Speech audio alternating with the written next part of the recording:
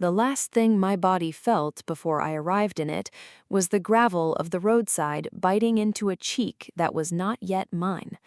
I opened eyes that were not mine, and tasted blood that was not mine, and above me the night sky of a world I did not recognize wheeled slowly, indifferent, strewn with more stars than I had ever seen through the smog of the city I once called home.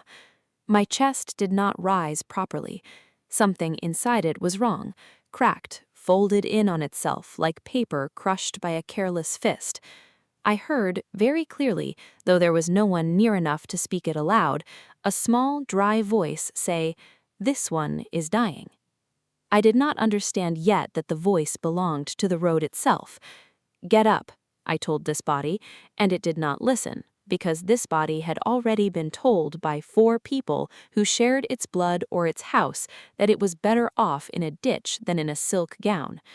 I remembered. No, she remembered. The memories came in with the pain, sluicing through me like river water through a cracked dam. 16 years of a life that was not mine, ending in a courtyard with red lanterns strung for a birthday that would never come. Her name was Lynn Ruoxi. Tomorrow, no, today now, past midnight, was the day she turned 16. Today was the day the trust her father had left her, sealed by the Merchant Guild and locked behind 3 iron chests in the vault of Qingzhou's Commerce Hall, would open under her hand and no one else's. Today was the day Huo Zhen, the man her mother had married 18 months after her real father's coffin went into the ground, would lose control of the Lin trading fortune forever. He had decided instead that she would lose her life. I lay there with someone else's broken ribs and someone else's stolen inheritance, and I found, underneath the pain, something that surprised me. I was not afraid. I was furious, in the clean, cold way of a person doing arithmetic. 4 people had tried to kill a 16-year-old girl for money. 4 people did not yet know that the girl who opened her eyes again would not be the one they thought they'd murdered. "I am going to ruin you," I said to the dark, to Huo Zhen and Su Wan and Huo Li and Huo Mei Yin, wherever they were sleeping soundly in the house that used to belong to a man who had loved his daughter. "All 4 of you, I promise you that." The road under me hummed. I want to be precise about what happened next, because I did not believe it myself, not fully, until it had happened 3 more times. The dirt beneath my cheek, packed, ancient, worn smooth by 10,000 cartwheels, seemed to lean into my hearing the way an old woman leans in to share a secret. "He is close," it said, in that dry, small voice. No words exactly, more a texture of meaning pressed directly into my mind. "He is dying, too. His heart forgets how to beat, faster than yours." I did not know yet that this was a gift. I only knew that somewhere down the road, in a direction I could not have named, something enormous and dark and moving very fast carried inside it a man whose body was failing in a way his own physicians had not caught, and that this body, Lin Ruoxi's body, my body now, could somehow hear it the way one hears a fire through a wall. I used what strength the ruined ribs would allow to drag myself into the center of the road.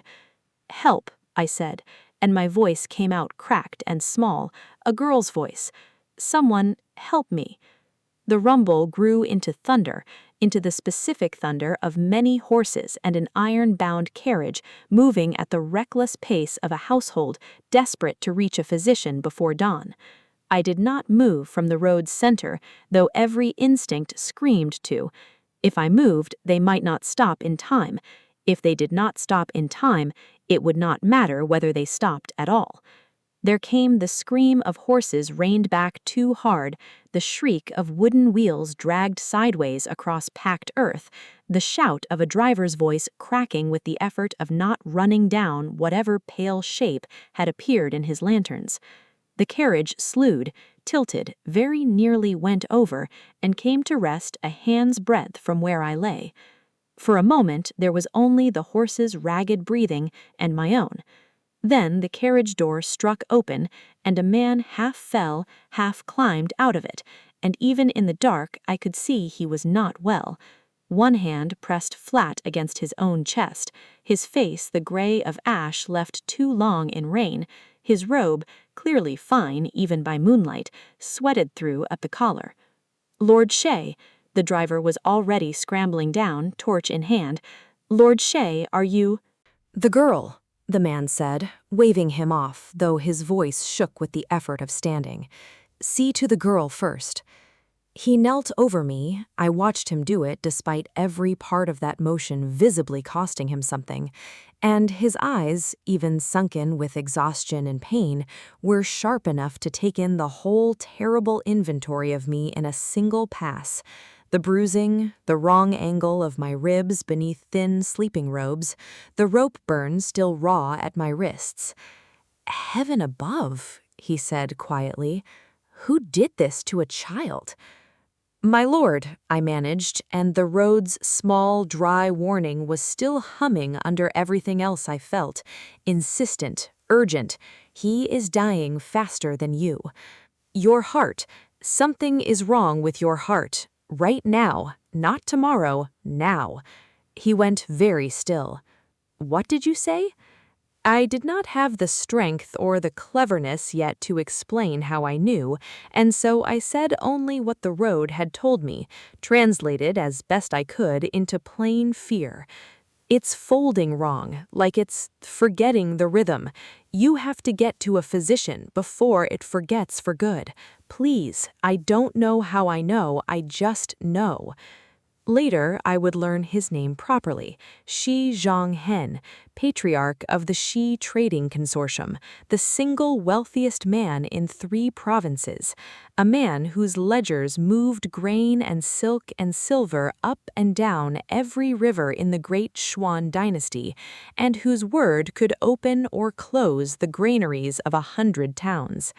That night, I knew only that his driver's face went the color of old paper, that a man in the carriage, the 3rd son, I would learn, Cheng Kong, who had trained as a physician and had been traveling with his father precisely because he'd suspected something was wrong and been dismissed for his worry, flung the door open and pressed 2 fingers to his father's wrist and swore, softly and completely without decorum, in a way that told me everything about how bad the news was. "Erratic," the young physician said. "Father, you should have told me the pain had come back." "There wasn't time to discuss it," Lord Shi said, and even dying, apparently, he had the dry humor of a man used to being obeyed. Then, to me, with what I would come to recognize as his particular brand of unshakable focus even in crisis, "Child, how did you know?" "I heard it," I said, "and it was unbelievably the truth. The road told me you were close and dying. I don't expect you to believe that." Cheng Khan's head snapped toward me, sharp interest cutting straight through his fear for his father. But there was no time for wonder. Lord Shi's breathing had gone shallow and strange, his lips faintly blue in the torchlight, and his son was already barking orders. "Turn the carriage, both of them in, ride for the 100 herb hall and do not spare the horses. Send a rider ahead to awake old physician Wrong from his bed." "Bring her," Lord Shi said, before he lost the strength to insist on anything. His hand, when it closed around my wrist, was cold and shook faintly, but the grip itself was iron. "Whoever left a girl broken on a night road to die, I will not add my name to that list by leaving her on it too. Bring her." They lifted us both into the carriage, me wrapped hastily in someone's outer robe, him braced against his son's shoulder. Both of us, I understood distantly, closer to death than either wanted the other to know, and the horses screamed forward into the dark toward the city. I do not remember all of that ride. I remember the swaying lanterns. I remember Chang Kong's voice, low and urgent, counting his father's pulse aloud, like a man counting down to an execution he was trying to prevent. At some point, my own hand finding Lord Shi's sleeve and gripping it, not for comfort, though it became that too, but because the road, faint now with distance, had one more thing to tell me before its voice faded past hearing. Tell him not to sleep. If he sleeps now, he may not wake. Don't close your eyes, I said to him, over and over, some nonsense chant a girl half his age had no right delivering to the wealthiest man in 3 provinces. Stay with your son's voice. Stay awake. Please stay awake. He did. I would learn days later, once he could sit upright and take tea with his hand trembling around the cup, that Physician Wrong had told his sons privately that another quarter hour on the road would have finished whatever the strange seizing pain in his chest started, that whatever had prompted them to leave for the herb hall a full hour earlier than planned, whatever had put a half-dead girl in the road at exactly the moment their carriage needed to stop, and their own physician needed reason to check his father's pulse instead of simply carrying him home to sleep off exhaustion, that all of it, taken together, amounted to something Physician Wrong was willing to call, in his careful physician's language, a fortunate convergence, and something Lord Shi himself, once he'd had time to think it over, was willing to call flatly, without embarrassment, the girl saved my life. I woke properly 3 days later in a bed so soft I did not at first believe I had woken at all. The room was large, wood-paneled in pale cedar, with morning light falling in long gold bars across a floor polished to a shine I associated, in memories that were not native to this century, with luxury hotels, not private bedchambers. A woman I did not recognize sat near the window doing needlework and startled visibly when I stirred. "You're awake! Oh, thank the heavens, I'll fetch the young master. He said to call him the moment you were." She was gone before I could ask a single question, and I lay there taking inventory of a body that 3 days ago several members of my own family had left for dead. My ribs had been set and bound with a physician's careful precision. My wrists, where the rope had cut, were dressed in clean linen and some cooling salve that smelled of mint and something sharper beneath it. Someone had bathed and dressed me in a sleeping robe of soft gray silk, plain but finer than anything Lin Ruoxi had owned in the 2 years since her father died and her mother remarried a man who believed a stepdaughter's comfort was an unnecessary expense. The door opened before I had finished the thought, and a young man came through it with the particular hurried grace of someone trying not to look as though he were hurrying. He was perhaps 19 or 20, dressed in the deep blue robes of a practicing physician with tired eyes that sharpened the moment they found mine open.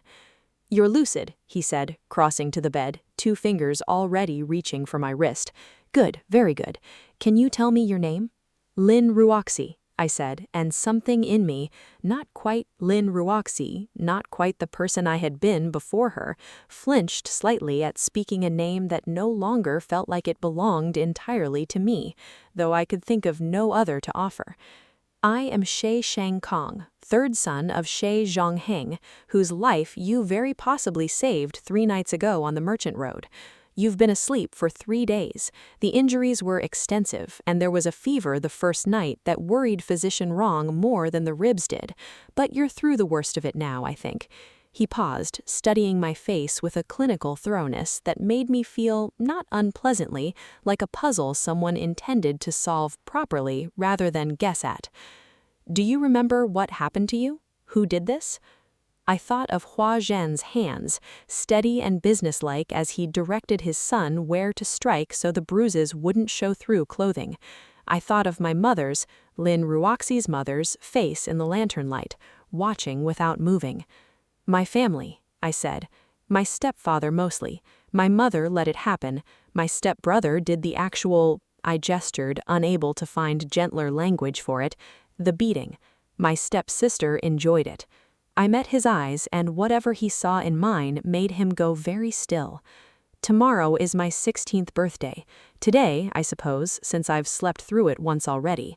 My father, my real father before he died, left a trust that opens on my 16th birthday. They wanted it to look like I'd disgraced myself and run off, so the inheritance would fall to my stepfather as household guardian instead of to me. I imagine by now they've already told the district magistrate exactly that story. Shay Kong did not say anything for a long moment.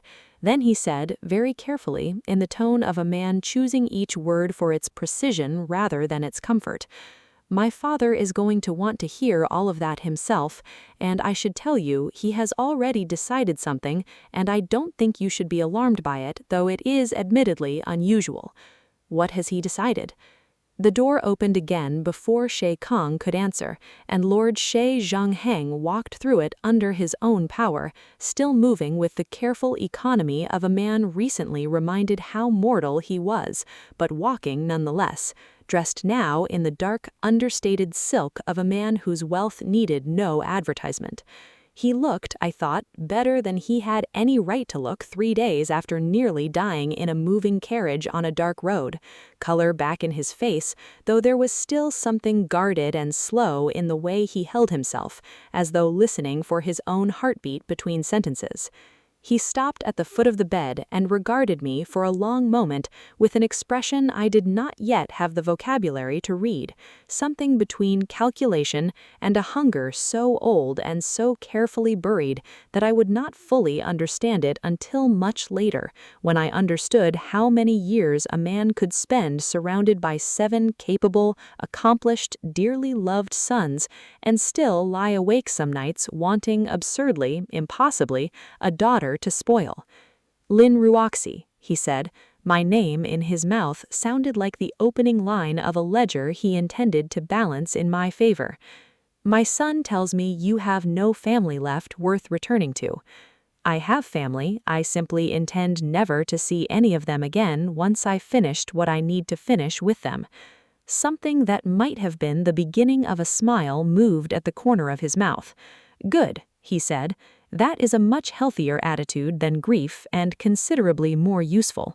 I'm told you heard my heart failing from inside a moving carriage on a dark road, through nothing but the ground beneath you. I'm told this without the storyteller's flourish my sons usually apply to things, which means I'm inclined to believe it happened exactly as reported." He folded his hands behind his back, a habit, I would learn, of a man used to standing in front of merchant councils and delivering decisions no one was permitted to argue with.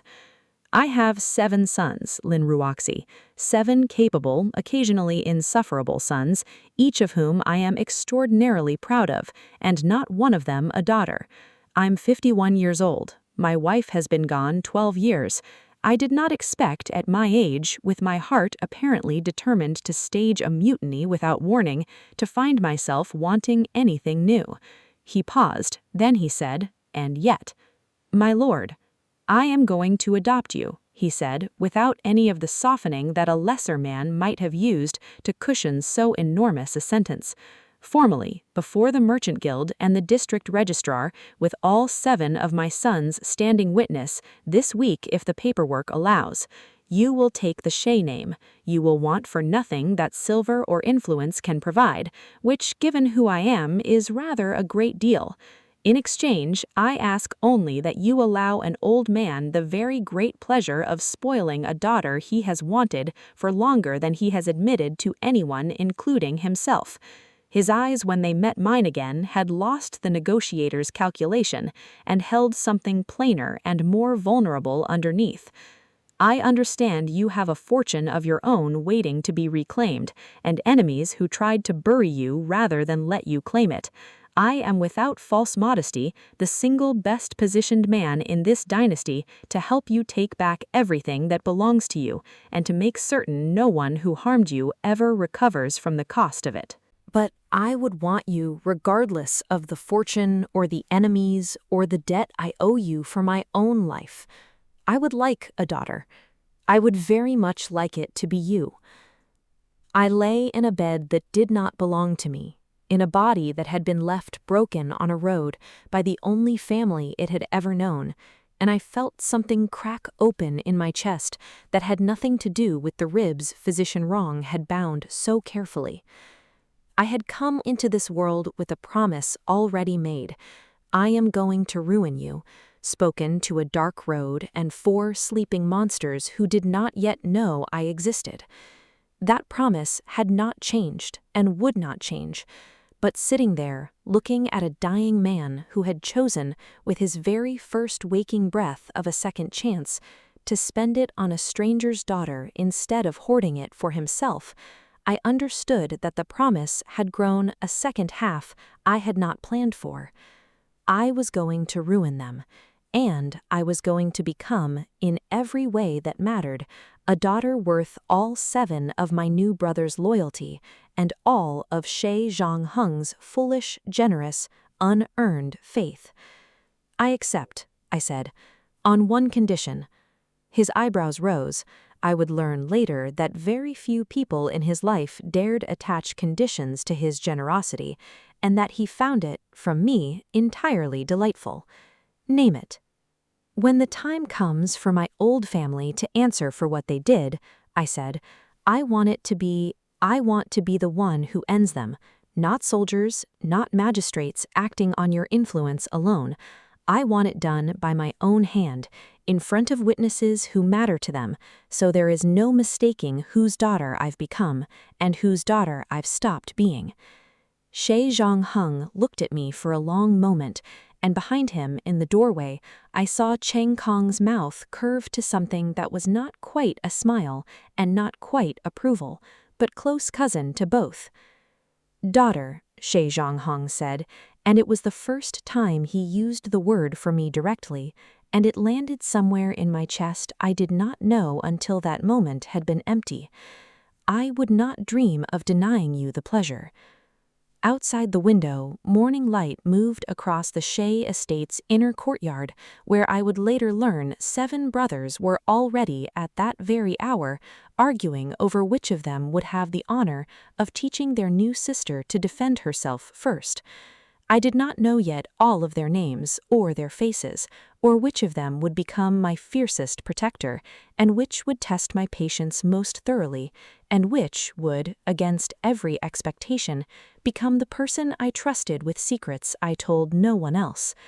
I knew only that somewhere across the city, in a house that still bore the Lin family name on its gate, though it no longer housed a single Lin who deserved it, 4 people were waking to news that the girl they had left for dead on the Merchant Road had not in fact died.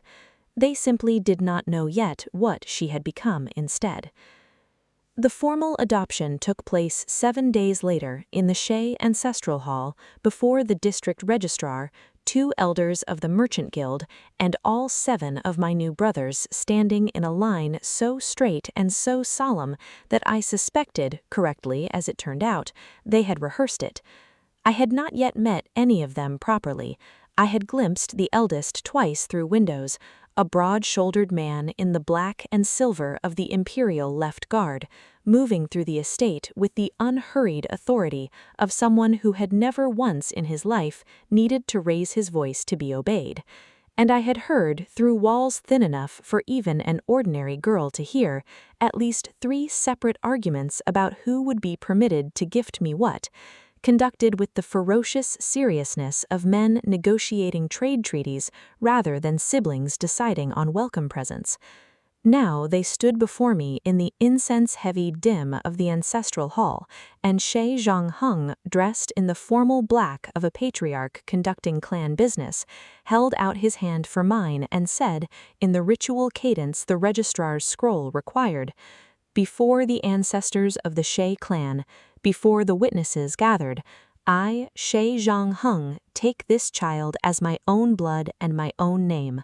Shay Ruoshi, let none dispute it." I kneeled when the ritual demanded it, and rose when it permitted it, and somewhere in the middle of the incense smoke and the old words, I felt Lin Ruoxi's name settle into memory rather than identity, a chapter closed rather than erased, and a new name, Shay Ruoxi, take up residence in the part of me that answered to being called. Afterward, in the reception hall, my brothers descended on me with the combined force of an enfolding army that had mercifully decided to invade with gifts rather than weapons. "I'm Cheng Yu," said the eldest, the guard commander, crouching slightly so his considerable height did not loom over me quite as absurdly, though it loomed regardless. His face was weathered in the particular way of a man who spent more time under open sky than under roofs, and his eyes, when they studied me, held none of the polite distance I'd braced for.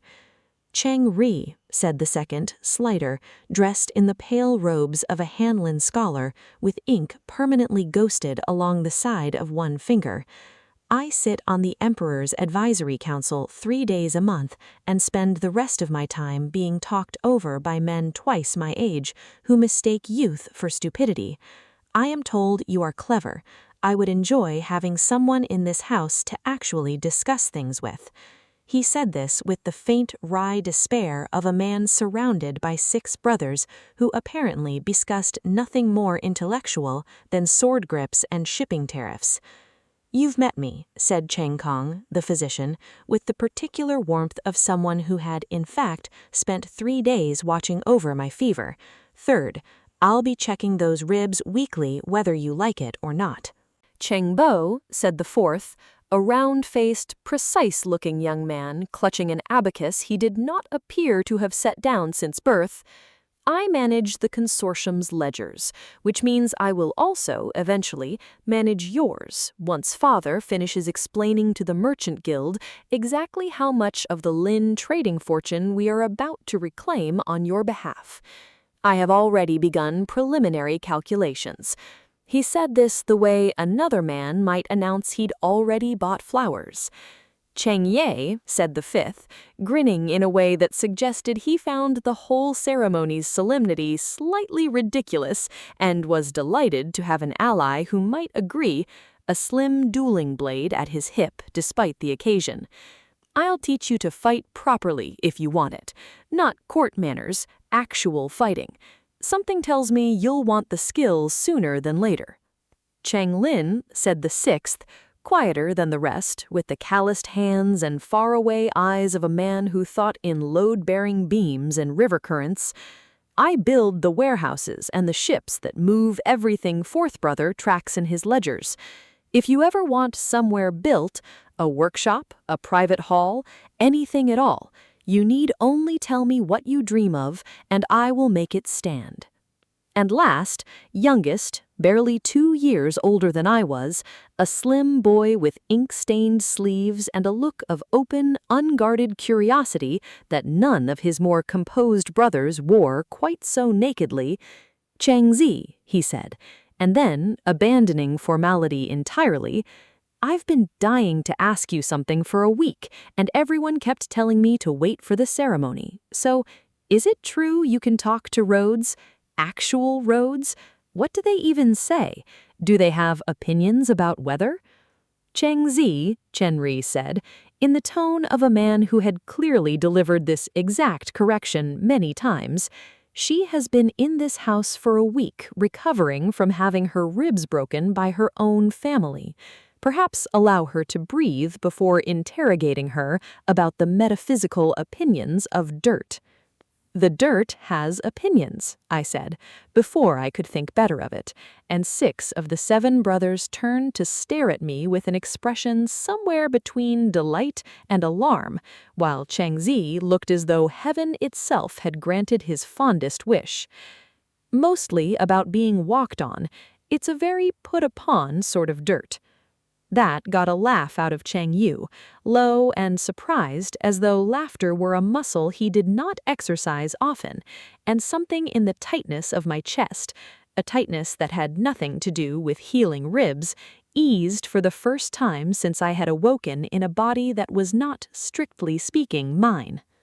It was Xie Zongheng watching from a few steps away with the particular satisfaction of a man who has just watched an investment perform exactly as hoped, who called the reception to order, and with the same unhurried authority I would come to recognize as entirely characteristic of him, said, "Now that the formalities are concluded, Roshi, walk with me. There is business to discuss, and I think you would rather hear it from me than from a scroll." He led me to a private study lined floor to ceiling with ledgers, its shelves organized with the ruthless precision of a man who trusted numbers more than people, and once the door was closed, he gestured me to a seat and took the one across from it himself, his movements still careful, still listening for his own heartbeat between gestures. "I have made inquiries," he said, without preamble, "into the Lin family's current situation, as I imagine you expected I would. And? Your stepfather reported you missing 3 days after your disappearance, a delay I find suspicious on its own, though the district magistrate apparently did not. The story he told was precisely what you predicted. A young woman of unstable temperament, distraught over an unnamed personal disgrace, fled the household in the night. He has petitioned the Merchant Guild to be recognized as guardian of the Lin Trust in your presumed absence, on the grounds that a period of mourning, followed by legal abandonment, ought to transfer control to the household's senior male authority." Xie Zongheng's expression did not change, but something in his voice sharpened, the way a blade sharpens without appearing to move at all. 90 days, I repeated, and my birthday, the day the trust unlocks, was 7 days ago. Correct. Which means, as of this morning, the trust technically stands open and unclaimed, accessible to any Lin blood heir who presents themselves before the guild registrar with proof of identity and survival. He steepled his fingers. "You are, as of 1 week ago, no longer legally a Lin.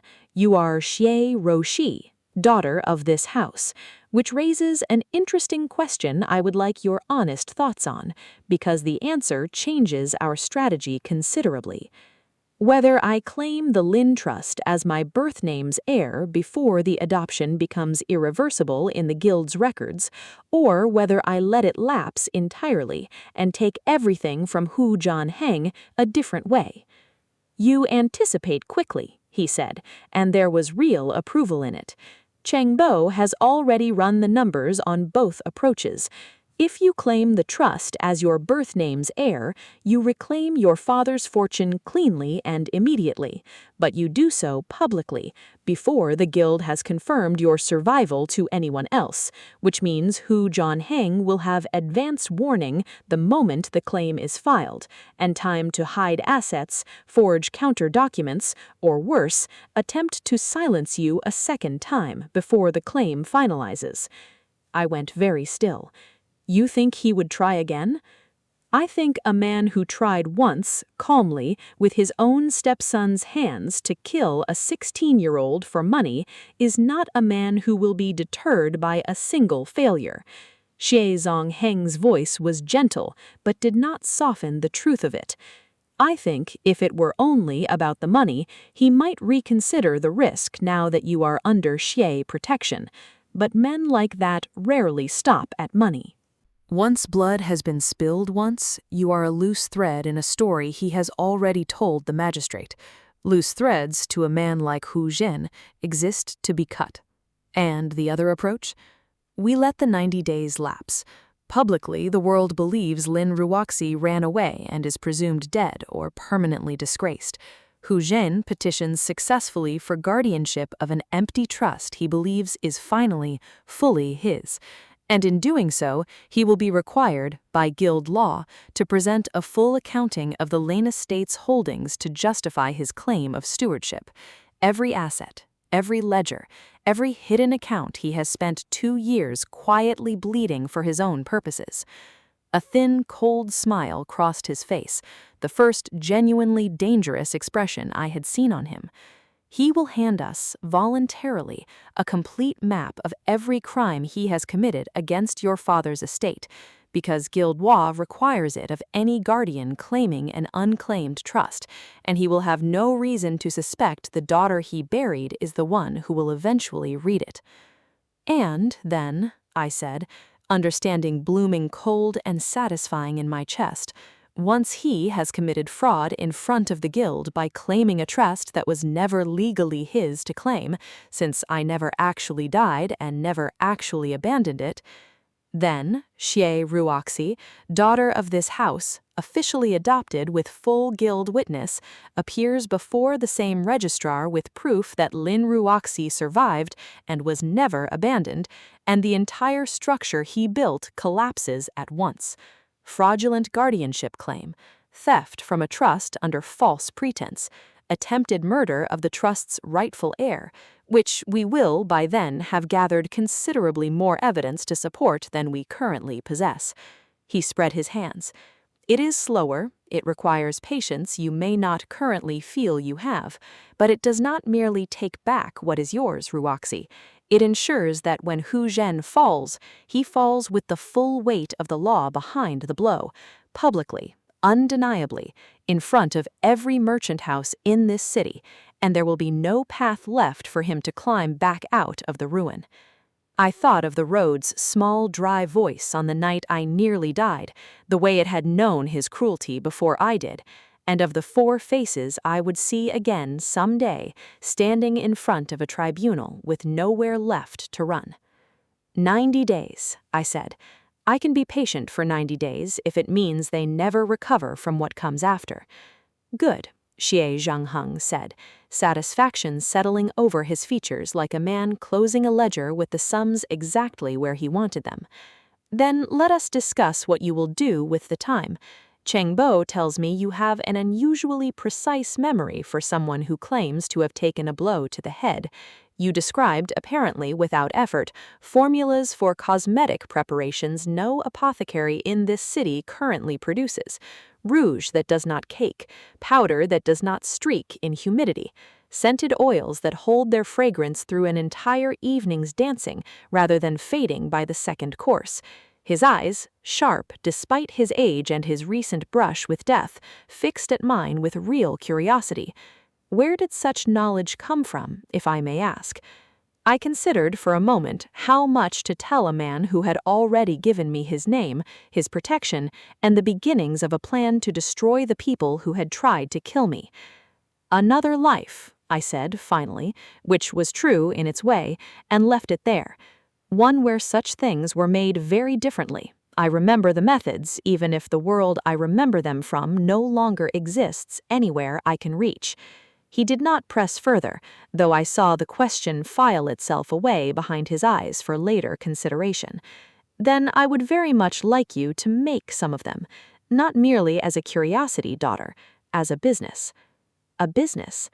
You will need income independent of the Lin Trust while we wait these 90 days, something entirely your own, built by your own hand, that no court in this dynasty could ever claim originated from Hu Zhen's household or required his permission to exist.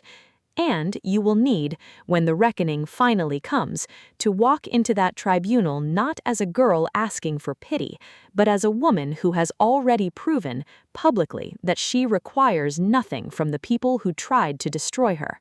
His smile turned briefly almost boyish with the pleasure of a good plan coming together. I have 7 sons who move grain and silk and silver up and down every river in this dynasty. I do not, currently, have a single holding in fragrance or cosmetics, a trade the noblewomen of this city spend fortunes on, and complain endlessly about the poor quality of what's currently available. Build it, Ruoxi. Use whatever knowledge you carry from wherever you carry it from. I will provide the capital, the warehouse space, and the guild introductions. You provide the formulas and, I suspect, considerably more business sense than a girl your age has any right to possess. I sat with that for a long moment, feeling the shape of an idea I had not let myself want until someone offered it freely to me. Not survival, not merely revenge, but something built entirely by my own two hands, unowed to anyone who had ever hurt me. I'll need a name for it, I said. You will need considerably more than a name before we're finished, Xie Zhangheng said, rising. The audience apparently concluded to his satisfaction. But a name is an excellent place to begin. Take a few days. Talk to your brothers. Cheng Lin will want to design the workshop. Cheng Go will want to argue with you about margins before you've sold a single jar. And Cheng Ji will most certainly ask the road for its opinion on the matter, given the chance. His eyes crinkled, the closest thing to open affection I had yet seen from him. Welcome home, daughter. I suspect this house has been waiting for you considerably longer than either of us realized. I chose the name 3 days later, sitting in the half-finished workshop Changlin had already begun designing without being asked twice. Watching afternoon light fall through windows positioned, he'd explained with the quiet pride of a craftsman discussing his work, to catch the color of finished rouge without distorting its true shade. Bai Hua Feng, the 100 Blossoms House. I told Chengji first, mostly because he had taken to trailing after me through the estate with the devotion of a much younger sibling, peppering me with questions about my gift that I did not always have answers for. Did the trees speak differently than roads? Did objects have opinions the way living things did? Could I hear anything at all times, or only when I reached for it? I had begun to notice in the reaching that the gift was not static. It grew sharper with use, the way any muscle grows stronger for being exercised. The first week I had heard only the loudest, most urgent voices, a dying man's heart, a road's warning of danger. By the second week, sitting quietly in the workshop's half-built walls, I found I could hear the faint contentment of the cedar beams settling into their joints, could sense distantly the particular quality of unease that clung to certain rooms of the estate and not others, could tell without being told which of the estate's horses trusted their groom completely and which did not trust him at all, a distinction that turned out upon investigation to be entirely correct and cost a stable hand his position within the week. Bai Hua Feng, Chengji repeated, testing the words. I like it. Very dignified, very, he gestured vaguely, expensive sounding. It needs to sound expensive because everything we sell there is going to be better than anything currently available in this city, and I intend for every noblewoman from here to the capital to know it within a year. A year, Chengji said, with the particular skepticism of a younger sibling testing whether an older one could be provoked. Fourth brother says it takes at least 3 years to establish a trade house's reputation in the cosmetics guild. He has charts. Fourth brother's charts, I said, are based on merchants who don't know what I know. It was not arrogance, though it may have sounded like it. It was simple fact, the kind that Lin Ruoxi's old life had taught me to distrust in myself, and this new life, this new family, was slowly teaching me to trust again. I remembered from a world neither Chengji nor his charts could imagine, formulas for creams that would not cause the skin eruptions half the noblewomen in this city privately suffered from their current rouge. I remembered pigments extracted through processes no apothecary here had considered, oils blended with a chemist's precision rather than a perfumer's guesswork. I remembered, most usefully of all, the particular alchemy of desire, how to make a product feel less like a purchase and more like a small permitted indulgence, how scarcity and story sold as effectively as quality ever did.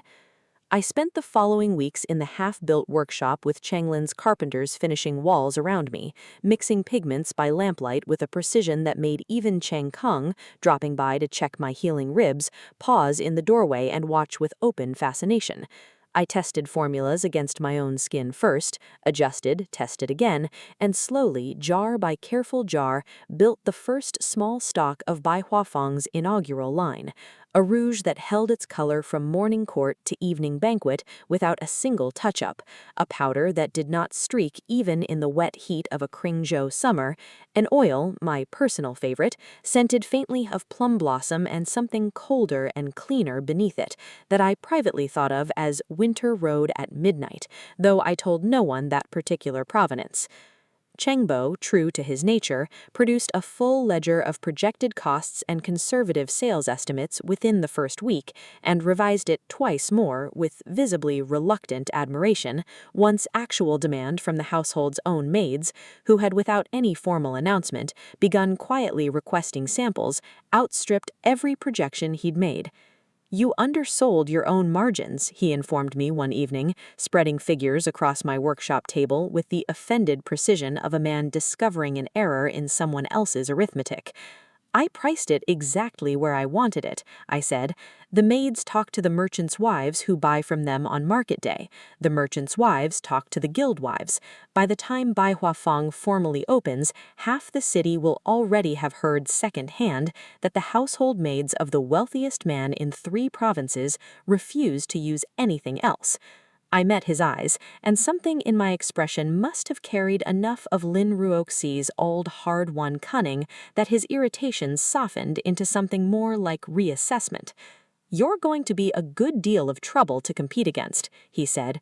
"I'm counting on it," and I thought, not for the first time, of a merchant guild fair some 90 days distant, and a stepsister who had once told me, laughing, that a girl who lost her father's fortune could hardly hope to compete for anything ever again.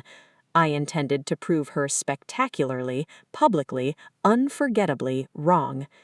It was on the 41st day of the 90, I know because Chengbo tracked them the way another man might track a countdown to his own wedding, that old Fu came to the Shea Estate's kitchen gate, disguised as a vegetable seller, and asked in a voice pitched carefully below the hearing of anyone but the scullery maid who happened to answer the door, whether the young mistress of the house might spare a few minutes for an old man who had once served the Lin family faithfully and had nowhere else left to bring what he carried.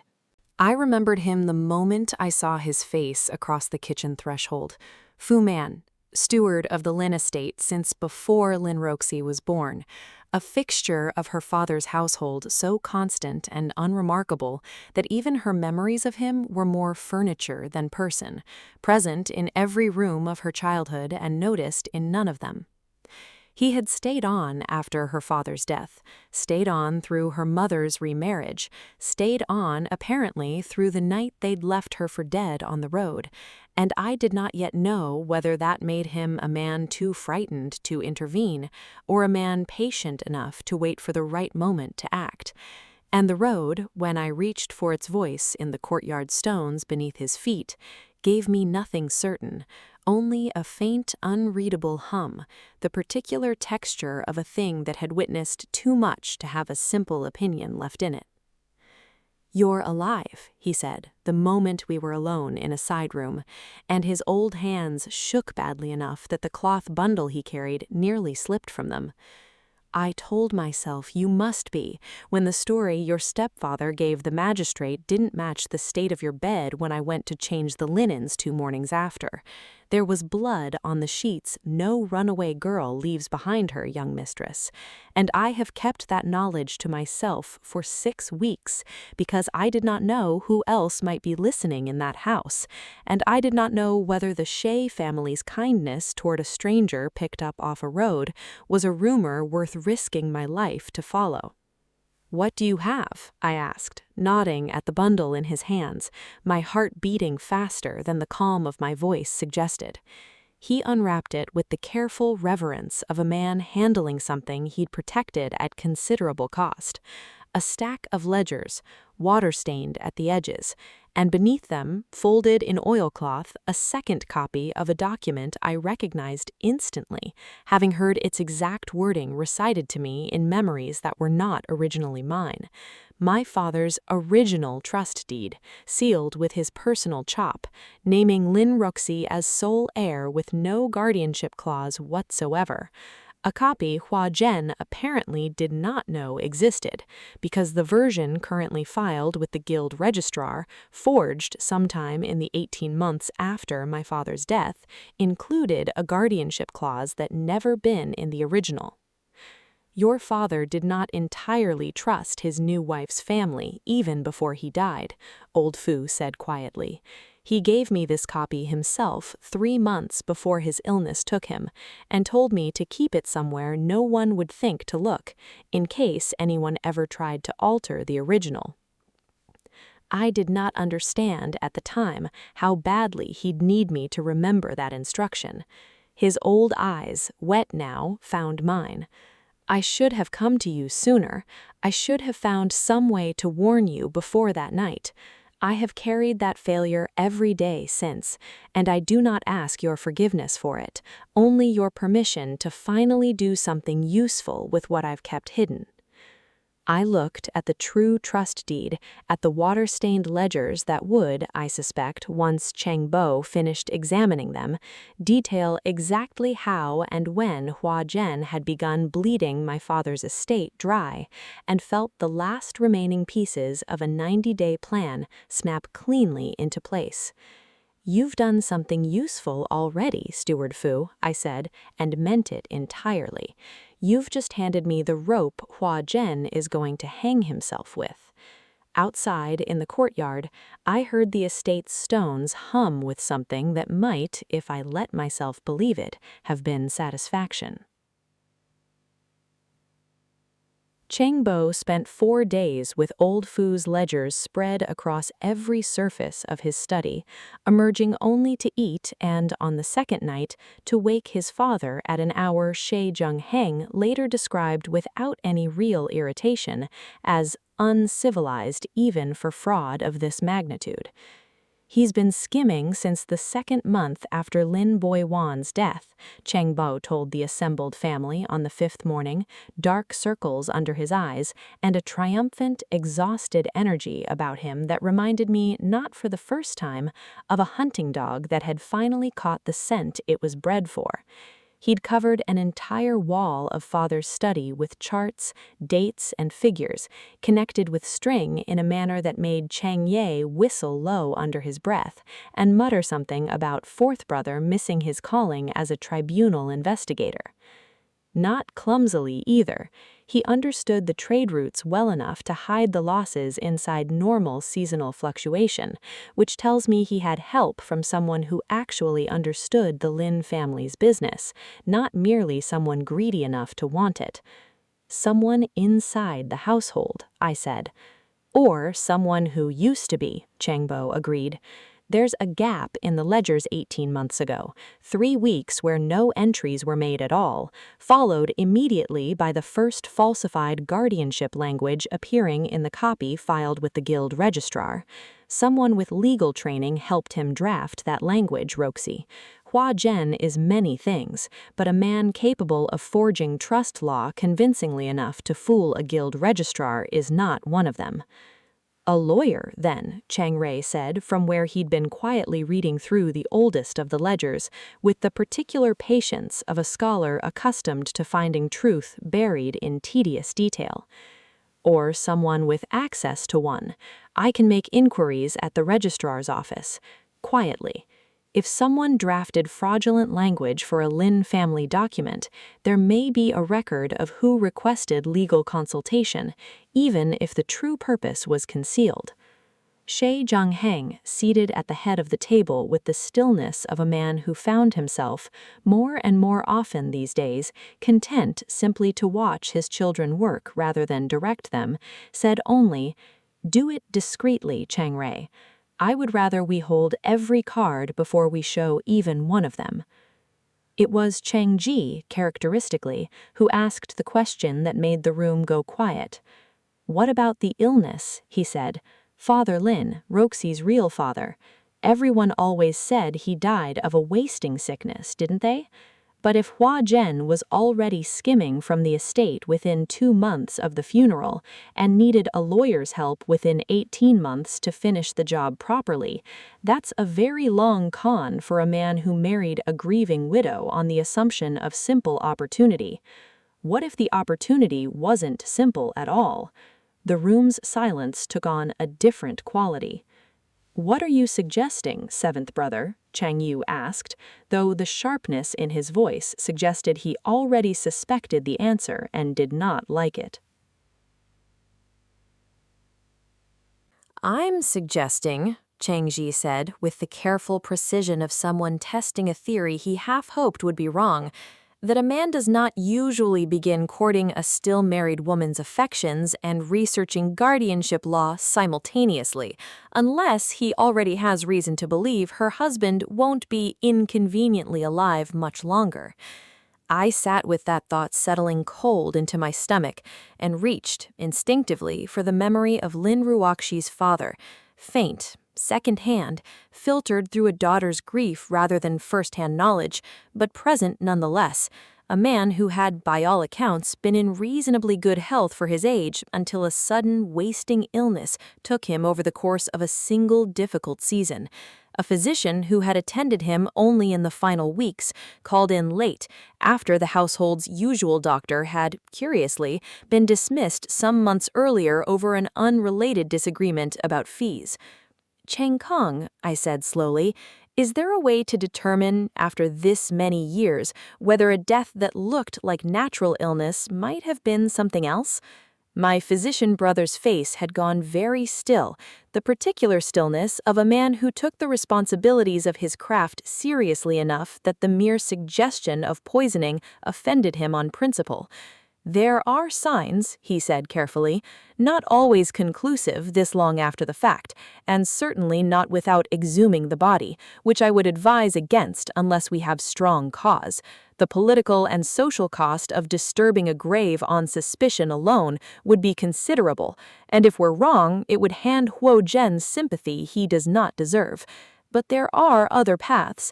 Household records of what remedies were purchased in his final months, which physician attended him, and why the family's longtime doctor was dismissed just prior, whether the symptoms described in whatever records survive match a natural wasting illness or something administered with more deliberate intent. Find out what you can," I said, quietly. "I want to know exactly how far back this goes before I ever stand in front of that tribunal." Xie Zhengheng, who had been listening without comment, finally spoke, his voice quiet but carrying the particular weight it always did when he intended a decision to stand without argument. He said, "This changes the shape of what we're building. If Huo Jin only stole from a fool's fortune out of simple greed, the guild's civil tribunal is sufficient punishment. Public disgrace, forced restitution, the end of his standing among decent merchants. But if he had a hand in Lin Boyan's death, if he murdered a man to clear the path to his wife and his fortune both, that is no longer a matter for the merchant guild alone. That becomes a matter for the district magistrate, and potentially, given the scale of the fraud involved, the provincial court itself." His eyes found mine, steady and unflinching. "Are you prepared for that possibility, daughter? A civil tribunal humiliates a man in front of his peers. A criminal court can execute him." I thought of a road's small dry voice on a dark night, warning me a dying man's heart forgot its rhythm, and of a girl left broken in a ditch because 4 people believed a fortune was worth more than her life. "I am prepared for whatever the truth turns out to be," I said. "I only want it to be the truth. Whatever punishment follows from that, follows." The Merchant Guild's autumn trade fair fell on the 53rd day of the 90, and Xie Zhengheng, with the particular strategic patience I was coming to understand as central to everything he did, insisted I attend, not to confront anyone yet, but simply to be seen. Bai Huafeng would take a modest stall among the newer trade houses, its first public appearance before the wider merchant world of Changji, and I would stand behind my own counter, under my own name, and let the city begin to learn who Xie Ruoxi was before anyone connected her too closely to a girl who supposedly vanished in disgrace some months before. "You understand," Changbo said, walking beside me through the fairground's crowded lanes on the morning of the opening, Chang Lin's beautifully constructed stall, pale wood, elegant lettering, a design that managed to look both restrained and unmistakably expensive, rising ahead of us, "that the Huo family will almost certainly have a stall here as well. They always attend. Appearances matter enormously to your former stepfather, and a wealthy household absent from the autumn fair invites exactly the kind of questions he's spent months avoiding. I know, I said. I'm counting on it. The fairground occupied the wide plaza before the Merchant Guild Hall, its lanes crowded with silk merchants and tea traders, spice houses and jewelers, the particular controlled chaos of 100 trade houses, each trying to outshine the next under banners snapping in the autumn wind. I had dressed carefully that morning, not in the ostentatious silks Chang Ye had jokingly suggested, but in something quieter and more precise, deep blue trimmed in silver, the colors of the Xie household worn with just enough restraint to suggest confidence rather than desperation to impress. Bai Hua Feng's stall drew attention within the first hour, exactly as Chang Bo's revised projections had predicted it would. The household maid's word of mouth had done its work, and a steady trickle of merchant wives and their daughters arrived at our counter, already curious, already primed by rumor to expect something worth their silver. I demonstrated the rouge on my own wrist, let them see for themselves how it held its color under the autumn sun without a hint of fading, spoke plainly and without false modesty about formulas developed through methods no other house in the city currently used, and watched with a satisfaction I did not bother hiding as our modest stock began to sell faster than even Changbo's optimistic revisions had accounted for. It was early afternoon that I felt it, not heard precisely, though the distinction had grown thinner the more I used my gift, but felt a shift in the crowd's texture, the way one feels weather changing before the clouds arrive. The stones of the plaza carried a faint hum of anticipation, the particular quality of attention gathering towards some coming event, and I looked up from Customers purchased to see, moving through the crowd with the deliberate, performative grace of a woman who had spent years learning to be watched, my former stepsister. Huo Mei Yin had grown lovelier in the months since I'd last seen her, or perhaps I simply noticed it more clearly now, without the fog of constant fear that had colored every memory of her in Lin Ruoxi's old life. She wore crimson silk, a color I recognized from the household's better days, cut in a style that suggested the family still wished to project wealth, even if, according to Cheng Bo's charts, their actual liquid assets had been shrinking steadily for months. Behind her, a step back and a half pace to the side, in the manner of a man accustomed to letting her lead, walked Huo Lie, broader now, harder-eyed, wearing the particular restless energy of a young man who had spent the last several months waiting for the violence he'd already committed once to finally, satisfyingly, resolve itself. They had not seen me yet. They were moving, I realized, toward a stall 3 lanes down, their own family's modest cosmetics offering, a lesser trade house they'd apparently decided to establish in recent months, presumably in some attempt to shore up the estate's dwindling finances with a fashionable new venture. I felt Chang Bo go very still beside me. "Ruoxi," he said quietly, "we don't have to." "I know, I want to." I finished with my current customer, handed the sale off to the assistant Chang Lin had hired to help manage the counter, and walked, unhurried, deliberate, 3 lanes down toward a stall bearing a hastily painted sign that read, with more ambition than craftsmanship, "Jade Orchid House."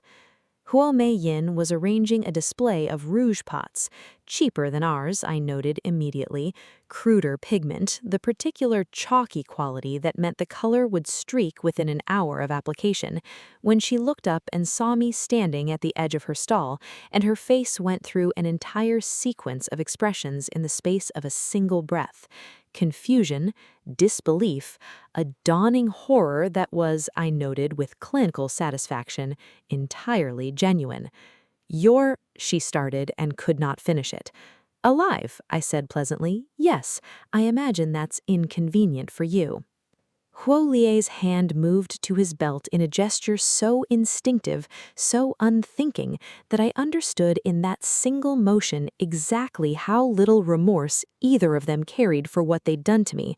Not fear of discovery, not guilt, but the pure animal reflex of a man reaching for a weapon at the sight of a problem he'd believed permanently solved. "That's close enough," said a voice behind me, quiet and utterly without heat, and I did not need to turn to know Cheng Yu had arrived, moving with the silent economy of a man trained his entire life to appear exactly where trouble threatened to begin. He did not draw a weapon, he did not need to. His presence alone, the black and silver of the Imperial Left Guard, unmistakable even in civilian dress, was enough to make Huo Lie's hand fall still at his side, his bravado curdling visibly into calculation. A small crowd had begun to gather, the particular attentive hush of merchants sensing drama worth witnessing, and I felt with a calm that surprised even me that this was precisely the moment Lord Xie's patient strategy had been building toward, not the final reckoning, not yet, but the first small crack in the story Huo Zhan had told the world. "You're supposed to be dead," Huo Meiyin said, low and venomous now that her first shock had passed, glancing anxiously at the gathering onlookers.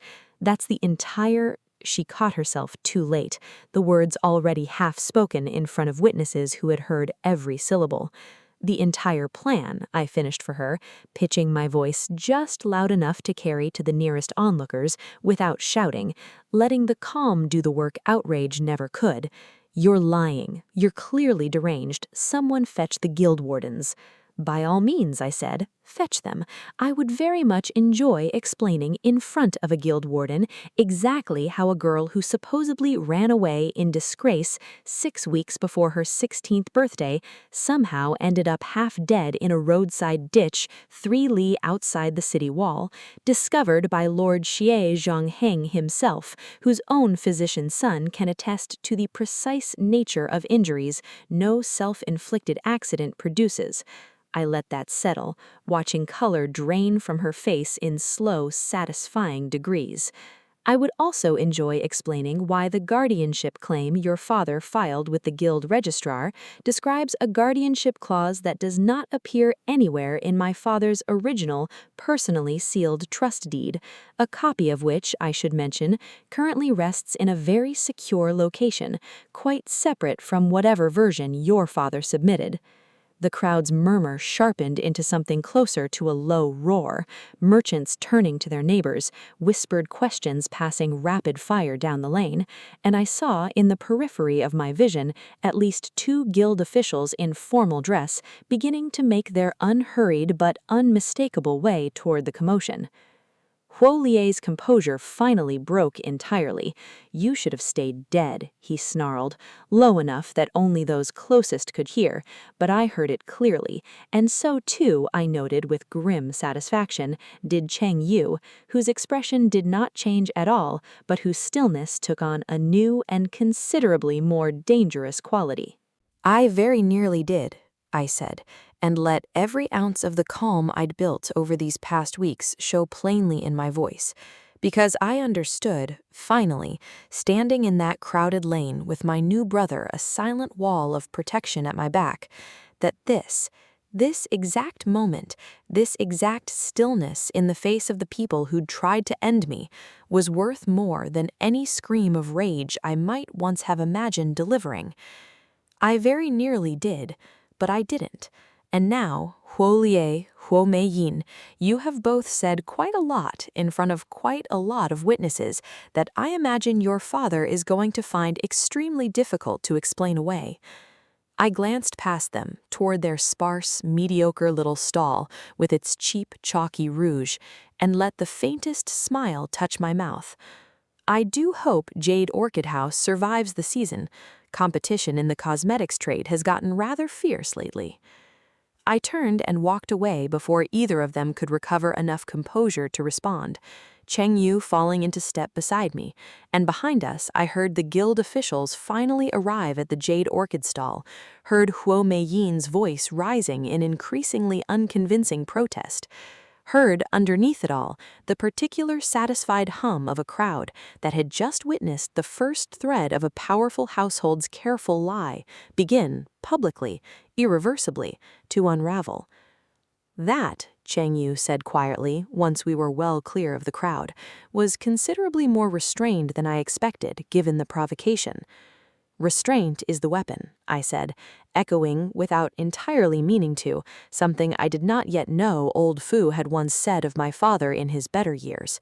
Screaming at them would have made me look unstable. Staying calm made them look guilty in front of the entire guild. I'd rather they destroy themselves with their own mouths than give anyone reason to doubt mine. Cheng Yu was quiet for a moment, studying me with an expression I was beginning to recognize as his version of approval, not effusive, never loud, but steady and entirely genuine. "Father was right," he said finally. "You're going to be terrifying once you've finished growing into whatever this is." "I'm counting on it," I said again, and found, walking back toward Bai Hua Fang's stall through a crowd already buzzing with fresh gossip that would by evening have reached every corner of Qingzhou's merchant class, that I meant it more thoroughly than I had ever meant anything in either of the lives I now carried inside me. The message arrived that evening, delivered by a nervous-looking servant to the Xie estate's front gate, sealed with wax bearing no house crest at all. A deliberate omission, I understood the moment Cheng Ri handed it to me, because whoever sent it did not want its origin traced back to them by anyone examining the seal. "Young Mistress Ru Shi," it read, in handwriting I did not recognize, careful and slightly unsteady, as though written by someone unaccustomed to holding a brush for long, or someone writing under considerable strain. "I served your father's household in a minor capacity some years ago, before circumstances required my departure. I know things about your father's final illness that old Fu does not, things I have carried with considerable fear for my own safety since the night he died. I do not yet know whether I trust the Xie family enough to come forward openly. Your new father's reputation for ruthlessness in trade negotiations is well known, and I have learned, the hard way, not to trust easily. But I have watched what happened at the fair today, and I find myself, for the first time in 2 years, believing that perhaps someone in this city finally intends to see justice done. If you are willing to meet somewhere quiet, somewhere safe for both of us, send word to the tea house at the corner of Willow Lane and the Eastern Canal. Ask for the proprietor by name. Old Joe will know what it means.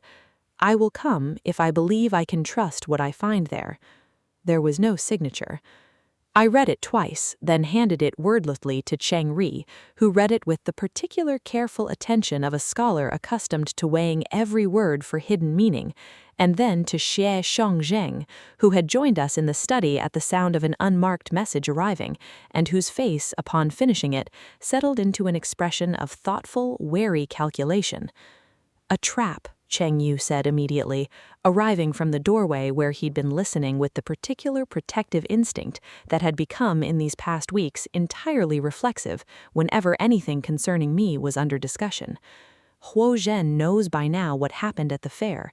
If he suspects we're building a case against him, luring Ru Shi into a quiet meeting under false pretense would be an obvious next move." "Possibly," Xie Shangzhang agreed.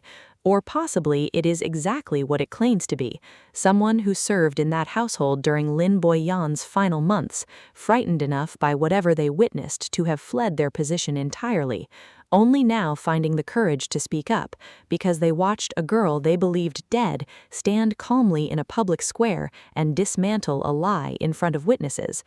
He looked at me, and I understood, in the particular weight of his gaze, that this decision, ultimately, would be mine to make. "What does your gift tell you, daughter? Does anything in that letter feel false to you?" I closed my eyes, reached not for the letter itself, which held no voice I could hear, but for the memory of writing under strain, for whatever instinct had grown sharper in me these past weeks of practice, and found beneath the words only a texture I could describe imperfectly as genuine fear rather than calculated deception. It was not certainty. My gift, I was learning, offered impressions rather than guarantees, whispers rather than proof, but it was something. I think it's real, I said slowly, or real enough to be worth the risk if we take proper precautions. Then we take proper precautions, Xie Shengzhang said, decisions settling into place with the particular finality I'd come to recognize as characteristic of his. Cheng Yu, you and 2 of your most trusted guardsmen will position yourselves within reach of that tea house, unseen but ready. Cheng Ye, I want you nearby as well. If this is a trap after all, I would rather have more capability present than we need than discover too late that we needed more than we brought. His eyes found mine again, steady and grave. And you, Rushi, you will go if you still wish to, but You will go with your family, close enough to reach you within a breath, and you will trust their judgment as readily as your own if the situation turns against us. I trust them, I said, and found, saying it, that it was entirely true, a sentence I could not have spoken with any honesty about anyone in my old life, and one that settled, now, into the new shape of who Xie Roshi was becoming, with a warmth that had nothing to do with revenge at all. Good, Xie Chonyan said. Then let us find out what old Zhou's tea house has been waiting 2 years to tell us. Outside, evening settled over the estate in long violet shadows, and somewhere across the city, in a modest tea house at the corner of Willow Lane, a frightened stranger waited to hand us, I suspected, the final piece of a truth that had been buried since the night my father died, believing his daughter would be safe in the world he was leaving behind for her. He had been wrong about that, but he would not, I promised the quiet dark of my new room that night, be wrong for very much longer. Old Zhou's tea house sat at the elbow where Willow Lane bent toward the Eastern Canal, a narrow 2-story building with faded blue shutters and the particular unassuming shabbiness of a place that had survived decades by being forgettable.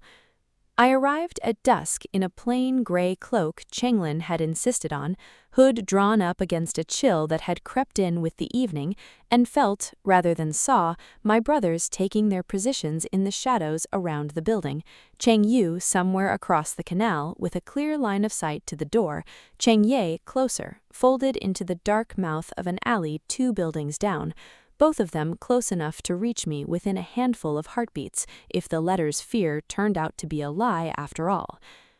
The proprietor, an old man with a permanently stooped back and eyes that missed nothing despite their cloudiness, looked up when I gave the name from the letter and simply nodded, wordless, gesturing toward a curtained alcove at the rear of the shop where a single lamp burned low.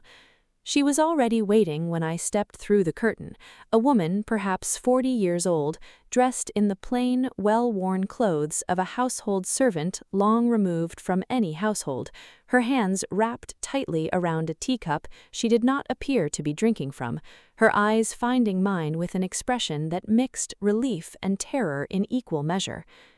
"You came," she said, and her voice, when it finally emerged, shook only slightly. "I wasn't certain you would."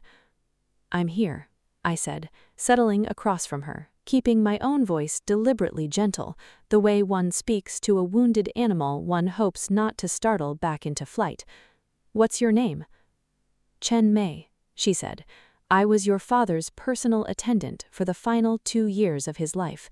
I prepared his meals, managed his medicine schedule when his own physician was unavailable, sat with him in the evenings when the pain made sleep difficult." Her hands tightened further around the cup.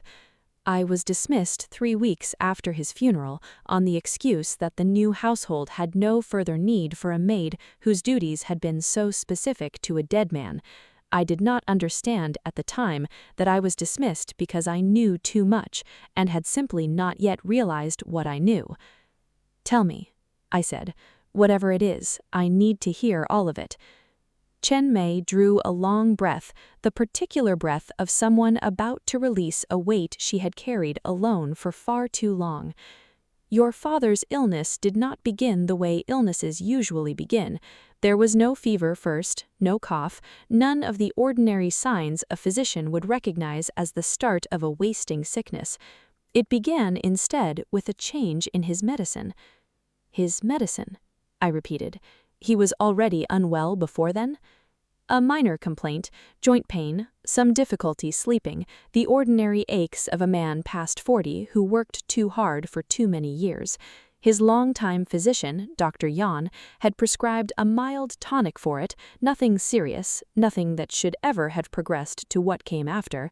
Chen Mei's eyes had gone distant, fixed on some memory 2 years old that clearly still cost her considerable pain to revisit.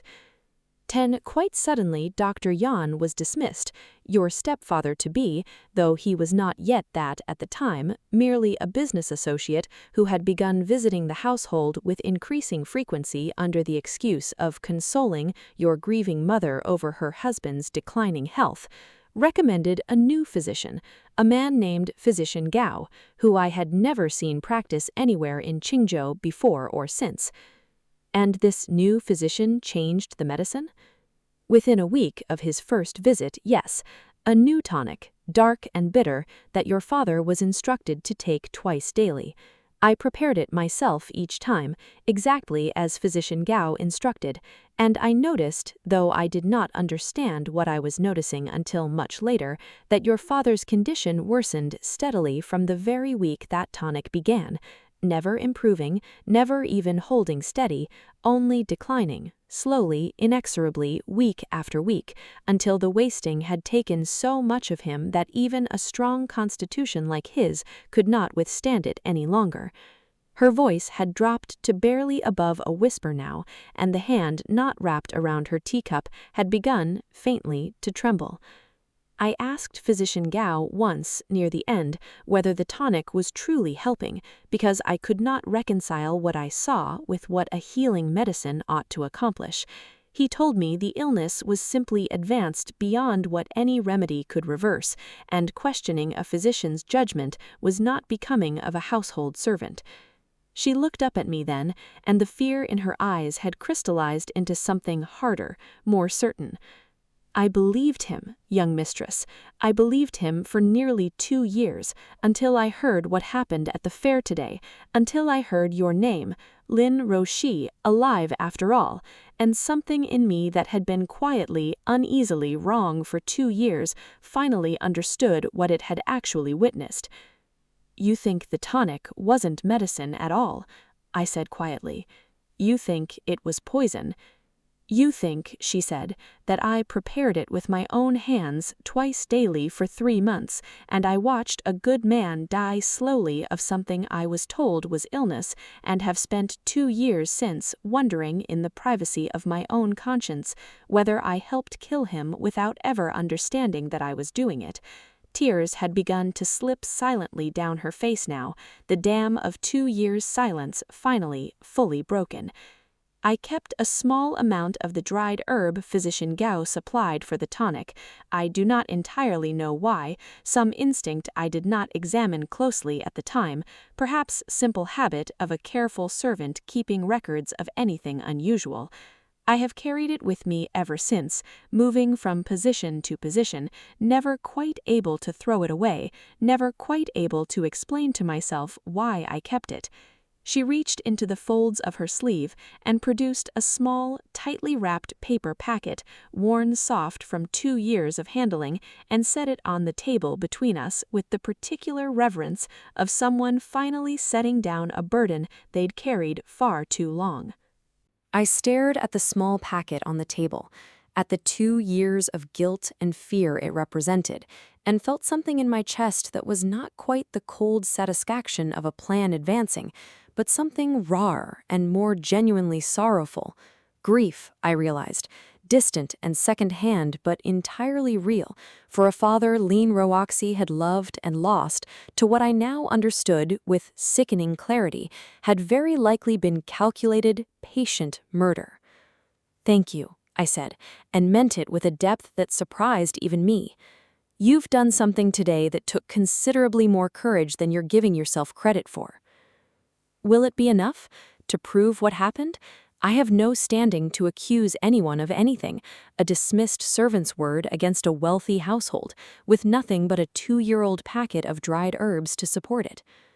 "You won't be standing alone," I said. thinking of Cheng Kong's careful, methodical thoroughness, of Cheng Rui's discreet inquiries at the registrar's office, of old Fu's water-stained ledgers and my father's true trust deed, of Cheng Bo's meticulous string of dates and figures connecting a household steward's silence to a suspicious gap in the records, to a forged guardianship clause appearing within weeks. There's more evidence than you know, Cheng Mei. You've just handed us the piece that finally makes all the rest of it make terrible, complete sense. I gathered the small packet carefully into my own sleeve, promised Cheng Mei that the Shi household would see her placed somewhere safe, somewhere Huo Zhen's reach could never trouble her again, and walked back out into the cooling evening with a grief and a fury sitting together in my chest in equal, complicated measure. Cheng Yu materialized from the shadows the moment I cleared the tea-house door, his expression already sharp with the particular focus of a man who had read something significant in my face before I'd spoken a single word. "It's worse than we thought," I told him quietly, as we began the walk back toward the estate, Cheng Ye falling into step on my other side. Cheng Yu's jaw tightened, and beside me, Cheng Ye's hand moved briefly to the hilt of the blade he wore even in civilian dress, an instinctive gesture of a man who dealt with threats through steel rather than strategy, and who clearly wished in that moment that this particular threat could be resolved so simply. "Father needs to hear this tonight, all of it, and Cheng Kong needs to examine whatever that woman gave you as soon as possible. If there's any way to confirm poison from what remains of a 2-year-old sample, we need to know before we're standing in front of any tribunal." "There's something else," I said slowly, working through the implications as I spoke them out loud for the first time. "A physician named Gao, recommended by Huo Zhen, who dismissed my father's long-time doctor and then prescribed the tonic that killed him. If he's still practicing anywhere in this city, if he's still alive at all, he's the thread that connects Huo Zhen directly to the murder, rather than merely to the fraud that followed it." "Then we find Physician Gao," Cheng Yu said, with a flat, unhurried certainty of a man who had spent his career finding people who did not wish to be found, "before Huo Zhen realizes we're looking and decides a physician with inconvenient knowledge might be safer silenced than left to be questioned." Shi Zonghang listened to the full account that night in his study with a stillness that grew progressively more dangerous the longer Cheng Mei's story unfolded, and when I finally set the small herb packet on his desk, he regarded it for a long moment with an expression I had not yet seen from him, not the calculating patience of a merchant negotiating advantage, but something closer to the cold, controlled fury of a man who had until that moment believed he was building a case against simple greed and had just discovered he was building a case against murder instead. "Cheng Kong," he said, without looking away from the packet, "can you determine anything from this?" "I can try," my physician brother said, already reaching for it with the careful precision of a man handling evidence rather than mere curiosity.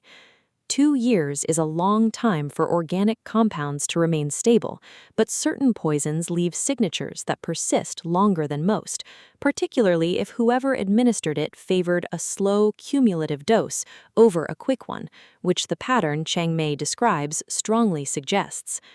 I'll need a few days, and I may need to consult discreetly with an apothecary I trust completely, someone outside the guild's usual circles who won't ask questions we can't afford to have asked yet." "Do it," Shi Zonghang said, quietly as you say. "Cheng Rui, what have you learned from the registrar's office?" "A name," Cheng Rui said, producing a folded paper from his sleeve with the satisfaction of a scholar who had spent days chasing a single thread through tedious records and finally caught it. "The legal consultation that produced the forged guardianship language was requested under the name of a clerk who no longer works for the registrar, dismissed, curiously, some 14 months ago for reasons the official record describes only as conduct unbecoming. I've located his current residence. He's fallen on considerably harder times since his dismissal, which suggests to me a man who might be persuaded to talk, given the right incentive and the right assurance that talking wouldn't cost him more than staying silent already has. And a physician named Gao? I asked slowly. Chang Yu answered that one himself, having clearly spent the walk home already setting inquiries in motion through whatever network a guard commander accumulated over years of service. No physician by that name is currently licensed to practice within Qingzhou's walls.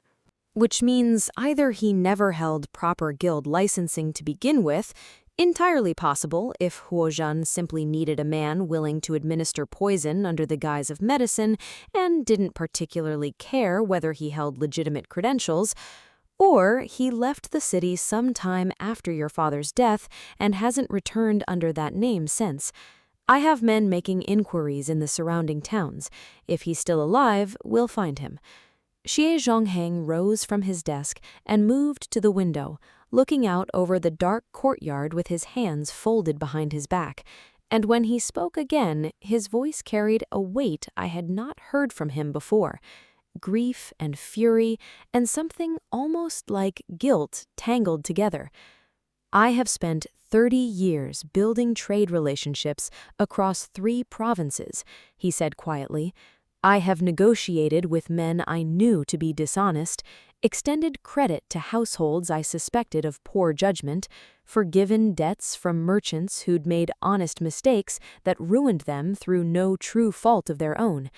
I have made my peace, over the years, with the ordinary corruption that threads through any world built on money and ambition.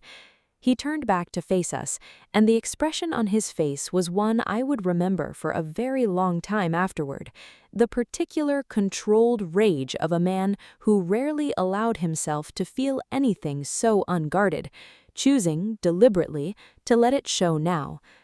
But a man who murders another man slowly, patiently over months, while sharing meals with his grieving widow and courting her affections over her husband's declining bed, that is not ordinary corruption. That is something considerably darker, and I find, to my own surprise, that I want very badly to be the one who watches it finally answered for. "You'll have to get in line," I said quietly, and something in the room's tension eased fractionally at the dry honesty of it. "Fair enough," Xie Zhongheng said, and for just a moment, beneath the fury, something almost like a smile touched his mouth. "Then let us be thorough, and let us be patient a little longer, and when the 90 days finally close and Huozhen stands before that tribunal believing he has successfully claimed an unclaimed fortune, let us make certain he discovers in the same breath that he has also successfully condemned himself for murder in front of every merchant house and every magistrate this city can gather to witness it." The remaining weeks passed in the particular controlled urgency of a household working several threads at once towards a single converging point. Chang Kong confirmed, after 4 careful days of testing alongside an apothecary sworn to secrecy, that the herb sample Chen Mei had preserved carried unmistakable traces of a slow-acting toxin, one that mimicked the symptoms of natural wasting illness closely enough to fool any physician not looking for poison, administered in the small, cumulative doses that matched exactly the pattern of decline Chen Mei had described. Chen Rui's dismissed clerk, once approached with the promise of protection from prosecution in exchange for testimony under careful private questioning, confirmed under careful private questioning that he indeed drafted the fraudulent guardianship language at Huozhen's request, in exchange for a sum of silver that had, ironically, done little to improve his fortunes before his dismissal from the registrar left him worse off than before he accepted the bribe at all. and Cheng Yu's inquiries, extending finally into a smaller river town 2 days' travel from Qingzhou, located a man matching physician Gao's description, living under a different name, practicing quietly and, it seemed, entirely legally, apparently having fled the city not from guilt over Lin Boiwan's death specifically, but from some entirely unrelated licensing dispute. Though when Cheng Yu's men located him and made clear, carefully, precisely, exactly what evidence had already been gathered against Huo Zhen, the man's composure broke within a single afternoon, and he provided, in exchange for leniency, a full written confession detailing exactly what he was paid, by whom, and for what purpose. By the 85th day of the 90, we held, assembled in Changbo's meticulously organized case file, a complete and devastating account.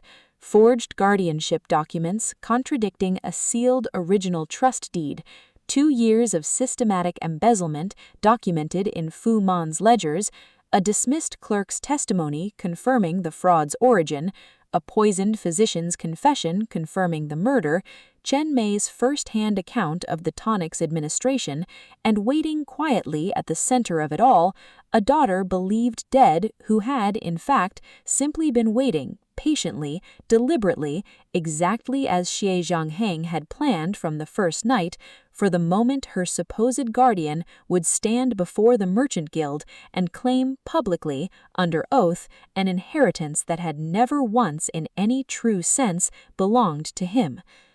90 days, Chengbo said that evening, closing the final ledger with the particular satisfaction of a man completing a masterwork. Closes in 5 more. Huo Zhan has already filed his formal petition for guardianship, scheduled to be heard and ratified before the full guild council. He believes, as of this evening, that he has successfully waited out every possible obstacle. Let him believe it a little longer, I said, feeling the last 5 days stretch ahead of me with the particular taut patience of a bowstring drawn fully back, waiting only for the moment of release. Xie Zhangheng, watching me with the quiet pride he no longer bothered concealing, inclined his head in agreement. Then 5 days, daughter, and then we finish what that road began the night it refused to let a dying man's carriage pass you by night. Outside, the autumn evening settled cool and clear over the estate, and somewhere across the city, in a house that no longer deserved to bear my father's memory within its walls, 4 people slept soundly, believing themselves finally, permanently safe. They had 5 days left to enjoy that particular comfort.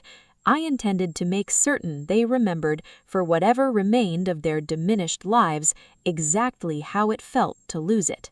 The Merchant Guild Hall on the 90th day filled to capacity an hour before the council session was scheduled to begin, word having spread through Qingzhou's trade circles in the particular unstoppable way rumor always outpaced fact, that the wealthiest merchant in 3 provinces intended to bring some manner of grievance before the full council, that his newly adopted daughter would be present, that the Huo family's long-anticipated guardianship petition might not proceed quite so smoothly as they'd spent months assuming it would. I stood in a private antechamber off the main hall, dressed in deep shea blue trimmed with silver thread Chang Lin's own wife had embroidered specially for the occasion, and felt, beneath the calm I had spent 3 months carefully cultivating, a tremor of something that was not quite fear and not quite anticipation, but sat somewhere in the narrow space between them. "You don't have to do this yourself," Cheng Ru said quietly, adjusting the formal outer robe I'd chosen with more nervous energy than the gesture required. "Father could present the entire case, the guild council would hear it just as thoroughly from him, and you would be spared having to stand in front of Huo Zhen at all."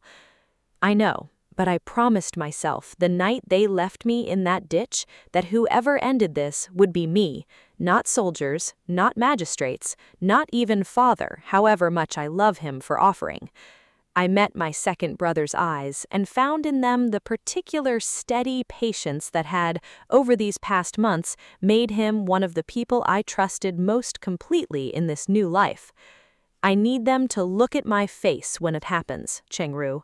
I need Huo Zhen to understand in the moment his entire world collapses exactly whose hand collapsed it. Cheng-Ru studied me for a long moment, then nodded, satisfied in the way of a scholar who had tested a theorem and found it sound. "Then let's make certain it collapses thoroughly," he said, and opened the antechamber door. The main hall was vast, its high ceiling supported by red lacquered pillars, its floor space filled with the assembled merchant class of Qingju seated in ordered rows facing a raised dais where 5 guild elders sat in formal black, the guild master himself at their center. An elderly, sharp-eyed man named Elder Pei, whose reputation for incorruptibility was, Chang Bo had assured me, the primary reason Shi Zhongheng had specifically requested this session fall under his presiding authority. Huo Zhen sat near the front of the assembled merchants, dressed in fine dark silk that could not quite disguise the particular strained thinness of a man whose fortunes, whatever appearances he still maintained, had quietly eroded for months. Beside him sat my mother, Su Wan, who I had not laid eyes on since the night she'd stood in a doorway with a lantern and watched her own daughter beaten nearly to death without lifting a single finger. Her face carefully composed into an expression of dignified patience that did not, I noted with cold satisfaction, entirely mask the tension beneath it. Huo Li sat beyond her, arms crossed, jaw set in the particular sullen defiance of a man who had never once in his life faced consequences for anything and did not yet understand that today would be different. And Huo Mei-yin, beside her brother, wore an expression of brittle, performative confidence that had grown considerably more brittle, I suspected, since the autumn fair 3 weeks prior. None of them had seen me enter yet. They were watching the dais, watching Elder Pei shuffle through the day's docket with the unhurried thoroughness of a man who took his responsibilities seriously, waiting for their petition to be called. The matter of guardianship over the Lin trading estate, petitioned by Huo Zhen on grounds of the presumed death or willful abandonment of the trust's named heir, Lin Rushi, following the expiration of the customary 90-day waiting period as of this date. Huo Zhen arose, smoothing his robes with the particular practiced dignity of a man who had rehearsed this moment many times in his own mind, and moved to stand before the dais. "Honored elders," he began, his voice pitched with the careful, sorrowful gravity of a grieving guardian, rather than the calculating murderer I now knew him to be. "It is with a heavy heart that I bring this petition before you today. My stepdaughter, Lin Rushi, fled this household some 3 months ago under circumstances of considerable personal disgrace, which I have so far shielded from public discussion out of respect for whatever remains of her reputation and my late wife's, my late brother-in-law's memory." He caught himself on the slip with practiced smoothness, though I noted several guild elders exchange a brief, sharp glance at it. "As her nearest male guardian, and having exhausted every reasonable effort to locate her, I petition this council for formal guardianship of the Lin Trust, that her father's legacy might continue to be responsibly managed, rather than left to languish, unclaimed, indefinitely." "A moving account," Elder Pei said, his tone carrying nothing that revealed whether he found it moving at all. "Does the council have questions before—" "I have a question," I said, and stepped forward from the antechamber doorway into the full light of the hall. The effect was immediate, and, I noted with the particular cold satisfaction I had been anticipating for 3 months, entirely worth every day of patience it had taken to arrive at this moment. Huo Zhan's face drained of color in the space of a single breath. Su Wan's carefully composed dignity shattered into open, undisguised shock. Huo Li half rose from his seat before some remaining instinct for self-preservation pulled him back down. And Huo Meiyin, who had already once witnessed my survival at the autumn fair, still could not entirely suppress the small, strangled sound that escaped her. A murmur swept through the assembled hall, merchants turning to whisper to their neighbors, several recognizing me from the fair 3 weeks prior, others simply reacting to the visible, unmistakable devastation crossing Huo Zhen's faces. "Honored elders," I said, walking forward until I stood before the dais myself, close enough to Huo Zhen that I did not need to raise my voice for him to hear every word. "My name is Shi Rushi." Formally adopted daughter of Lord Shi Zhongheng, witnessed and registered before this very guild some months ago.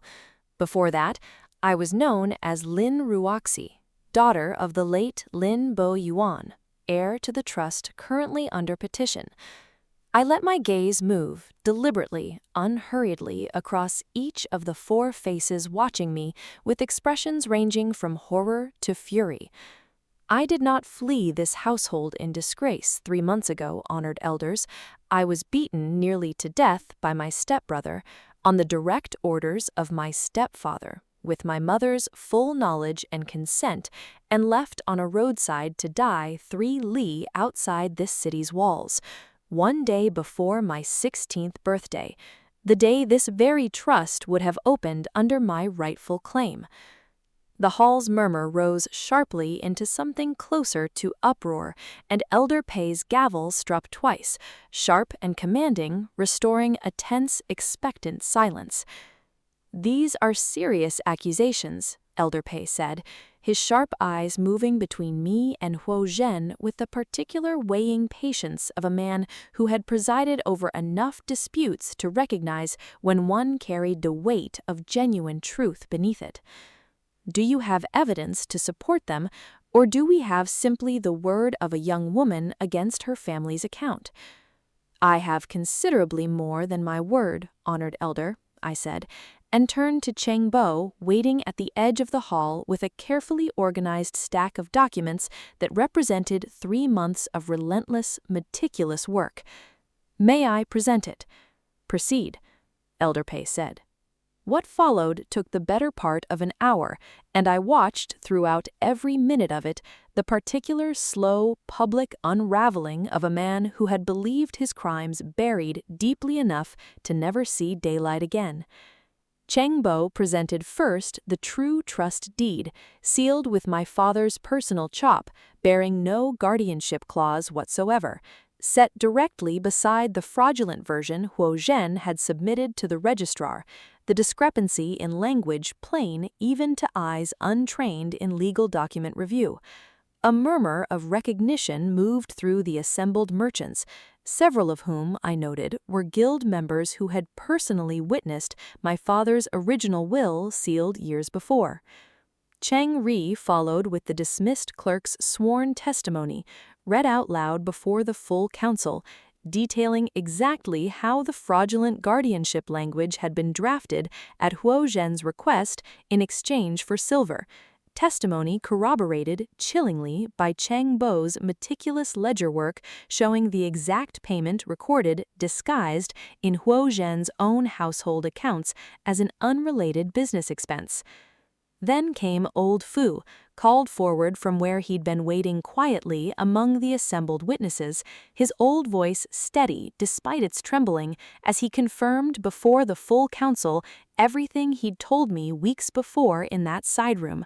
The years of quiet embezzlement he'd watched and dared not report, the trust deed he'd protected at considerable personal risk, the particular chilling detail of the 18-month gap in his own household records that coincided exactly with the period Cheng Bo's investigation had already flagged as suspicious.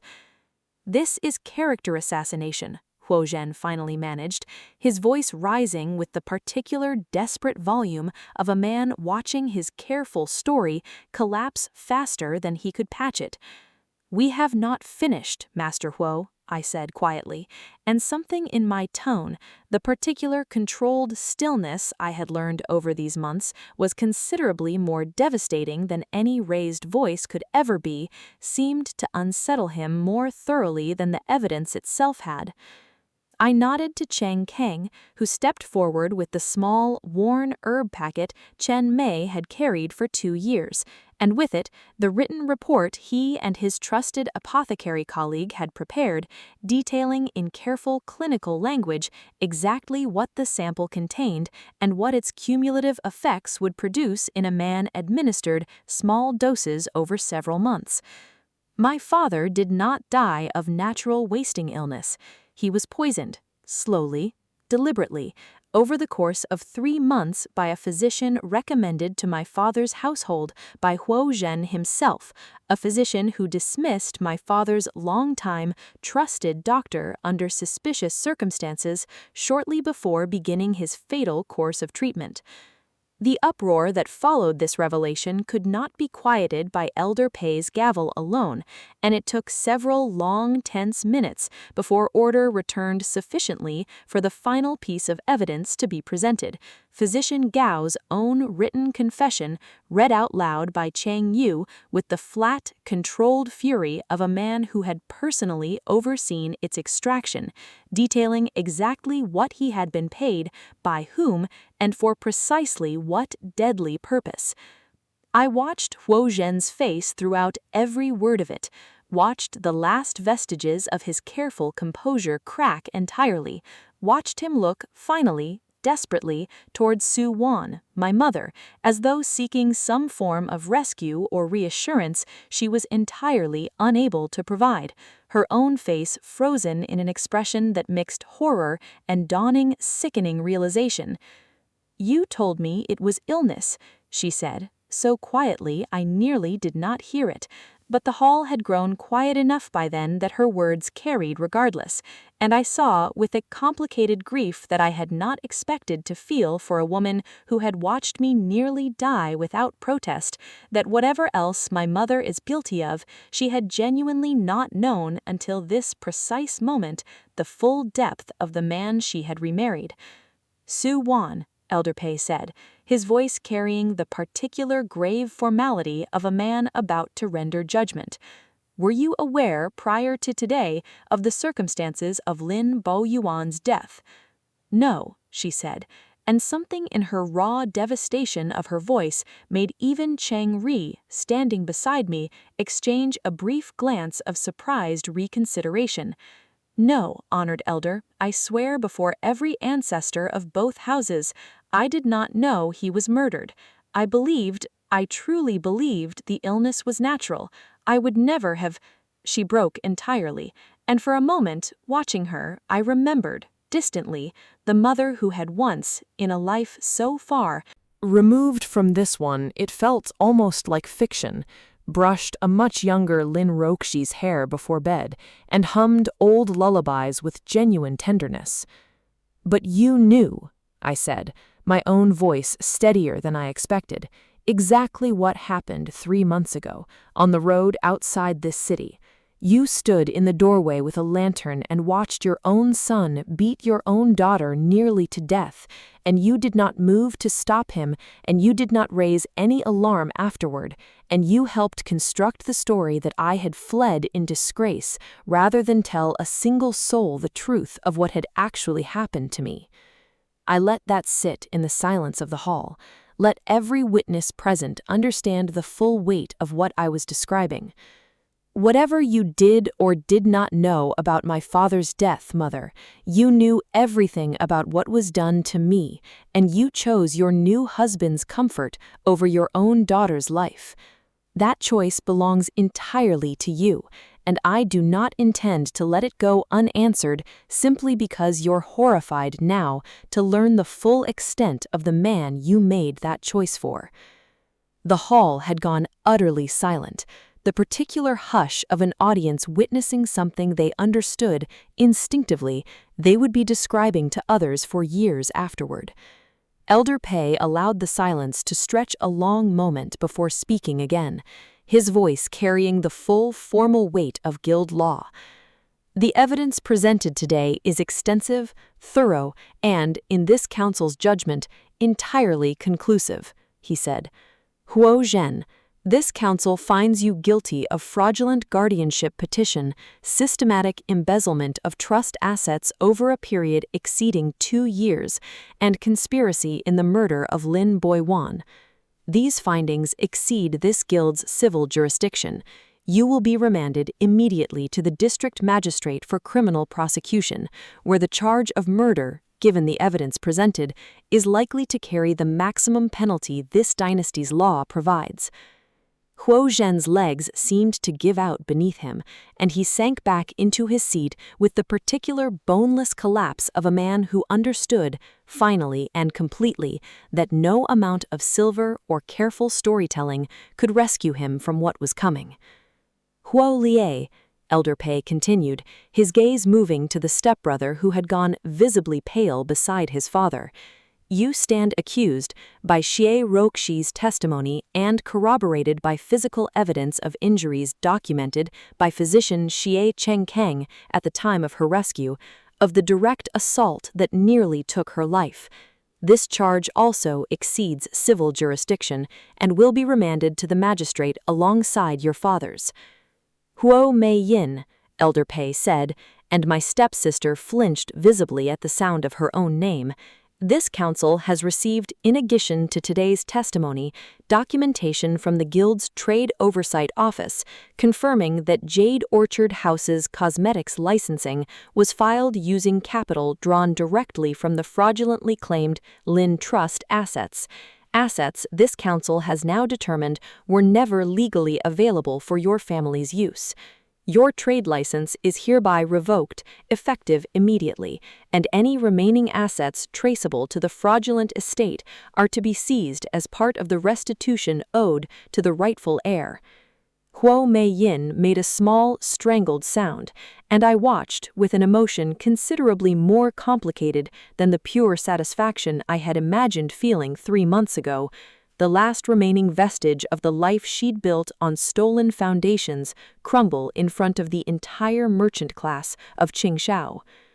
As for Su Wan, Elder Pei said, more gently than he'd addressed either of the men, this council finds no direct evidence of your complicity in the murder of your first husband and takes some account of the genuine shock this testimony appears to have caused you today.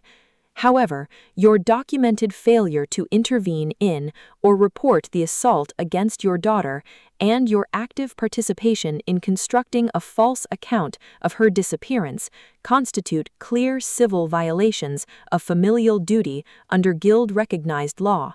This council orders the forfeiture of your remaining claim to any portion of the Lin estate and recommends, though does not compel, that the district magistrate consider your degree of complicity separately when determining whether additional charges are warranted.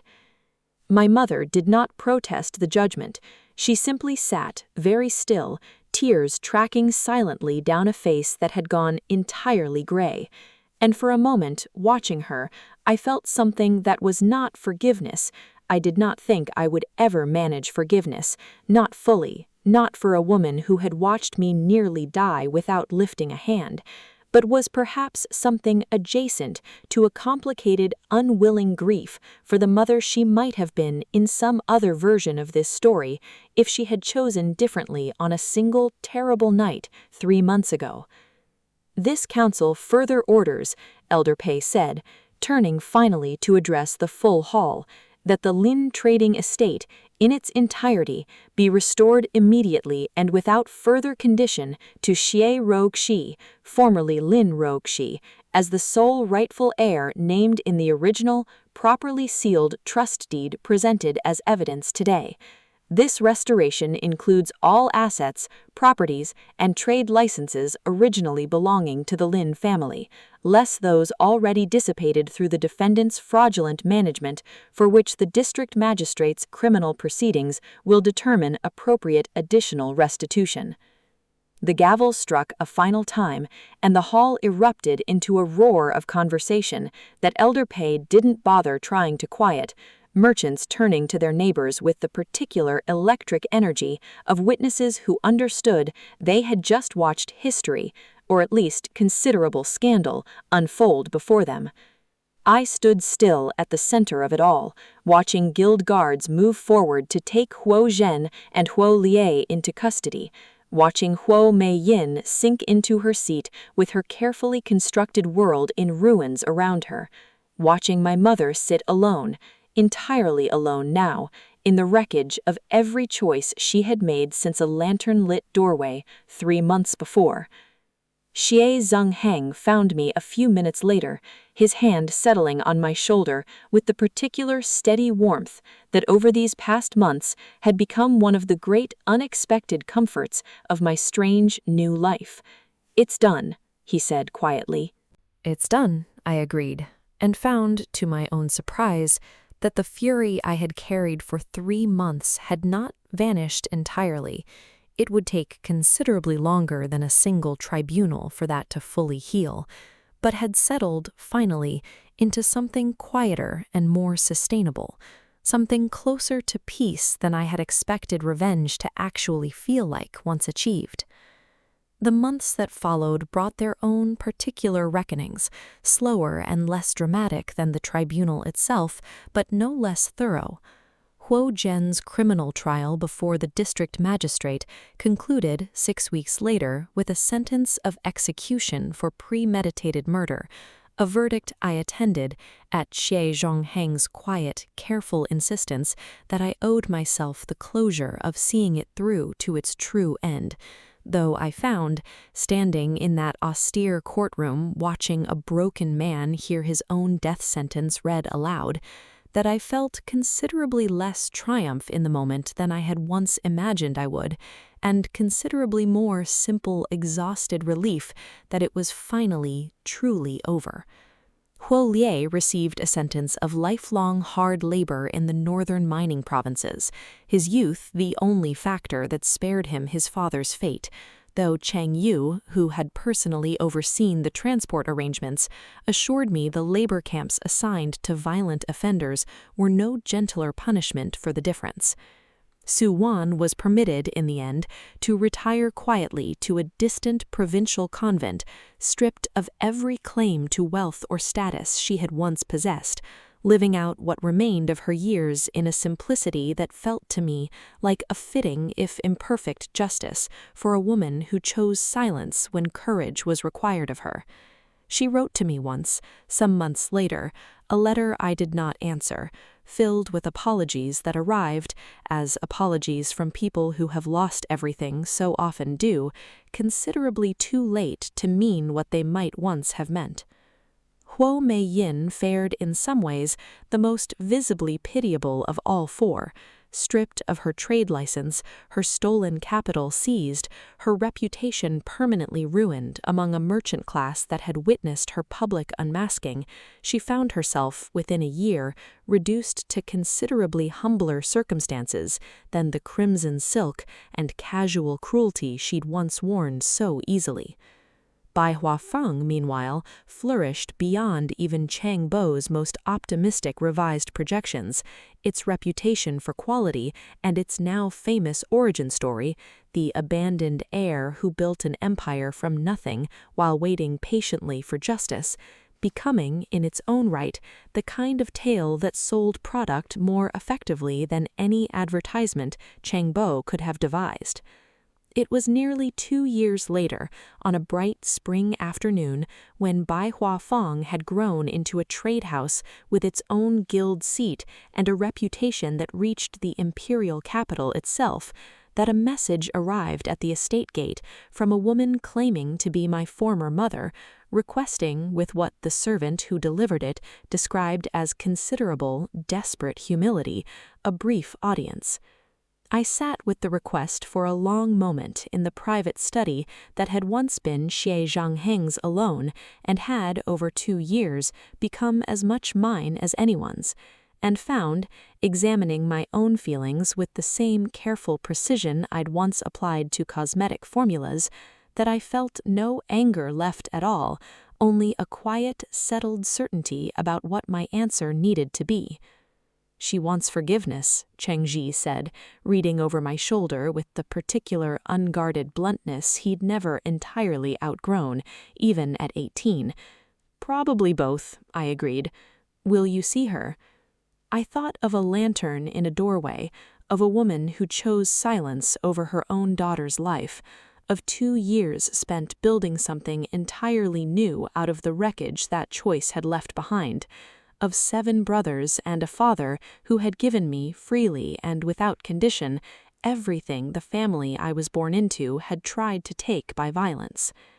"No," I said, and found the word carried none of the bitter satisfaction I might once have expected, only the plain, unhurried certainty of a woman who had already given that particular chapter of her life every ounce of attention it would ever deserve. "Send her enough silver to live comfortably, if you like. I bear her no wish for further suffering, wherever she is, but I have no audience left to give her, Chengji. That door closed the night she chose not to open it herself." I set the letter aside, unanswered, and turned back to the ledgers spread across my desk. By Huafeng's expansion into the capital's noble quarter, a new formula Cheng Kong and I were been developing together for a skin balm that might, we suspected, prove useful for burns and scarring, a request from Chang Lin for design input on a new workshop he was building specifically to house it. Outside the window, spring settled warm and green over an estate that had somewhere in these 2 strange, transformative years become entirely, unshakably home. 7 brothers whose voices I could pick out from any distance, a father whose pride in me I no longer needed to question, a gift for hearing the quiet voices of roads and stones and growing things that had once saved a dying man's life on a dark road and had, in the years since, saved considerably more than that. I picked up my brush and began drafting the letter Chang Bo would need to secure the capital trading license, and found in the simple, satisfying work of building something entirely my own, the particular quiet joy of a woman who had been given, against every expectation, a second chance to become exactly who she'd always deserved to be. The road, somewhere beneath the estate's stones, hummed its familiar wordless approval, and I smiled and kept writing.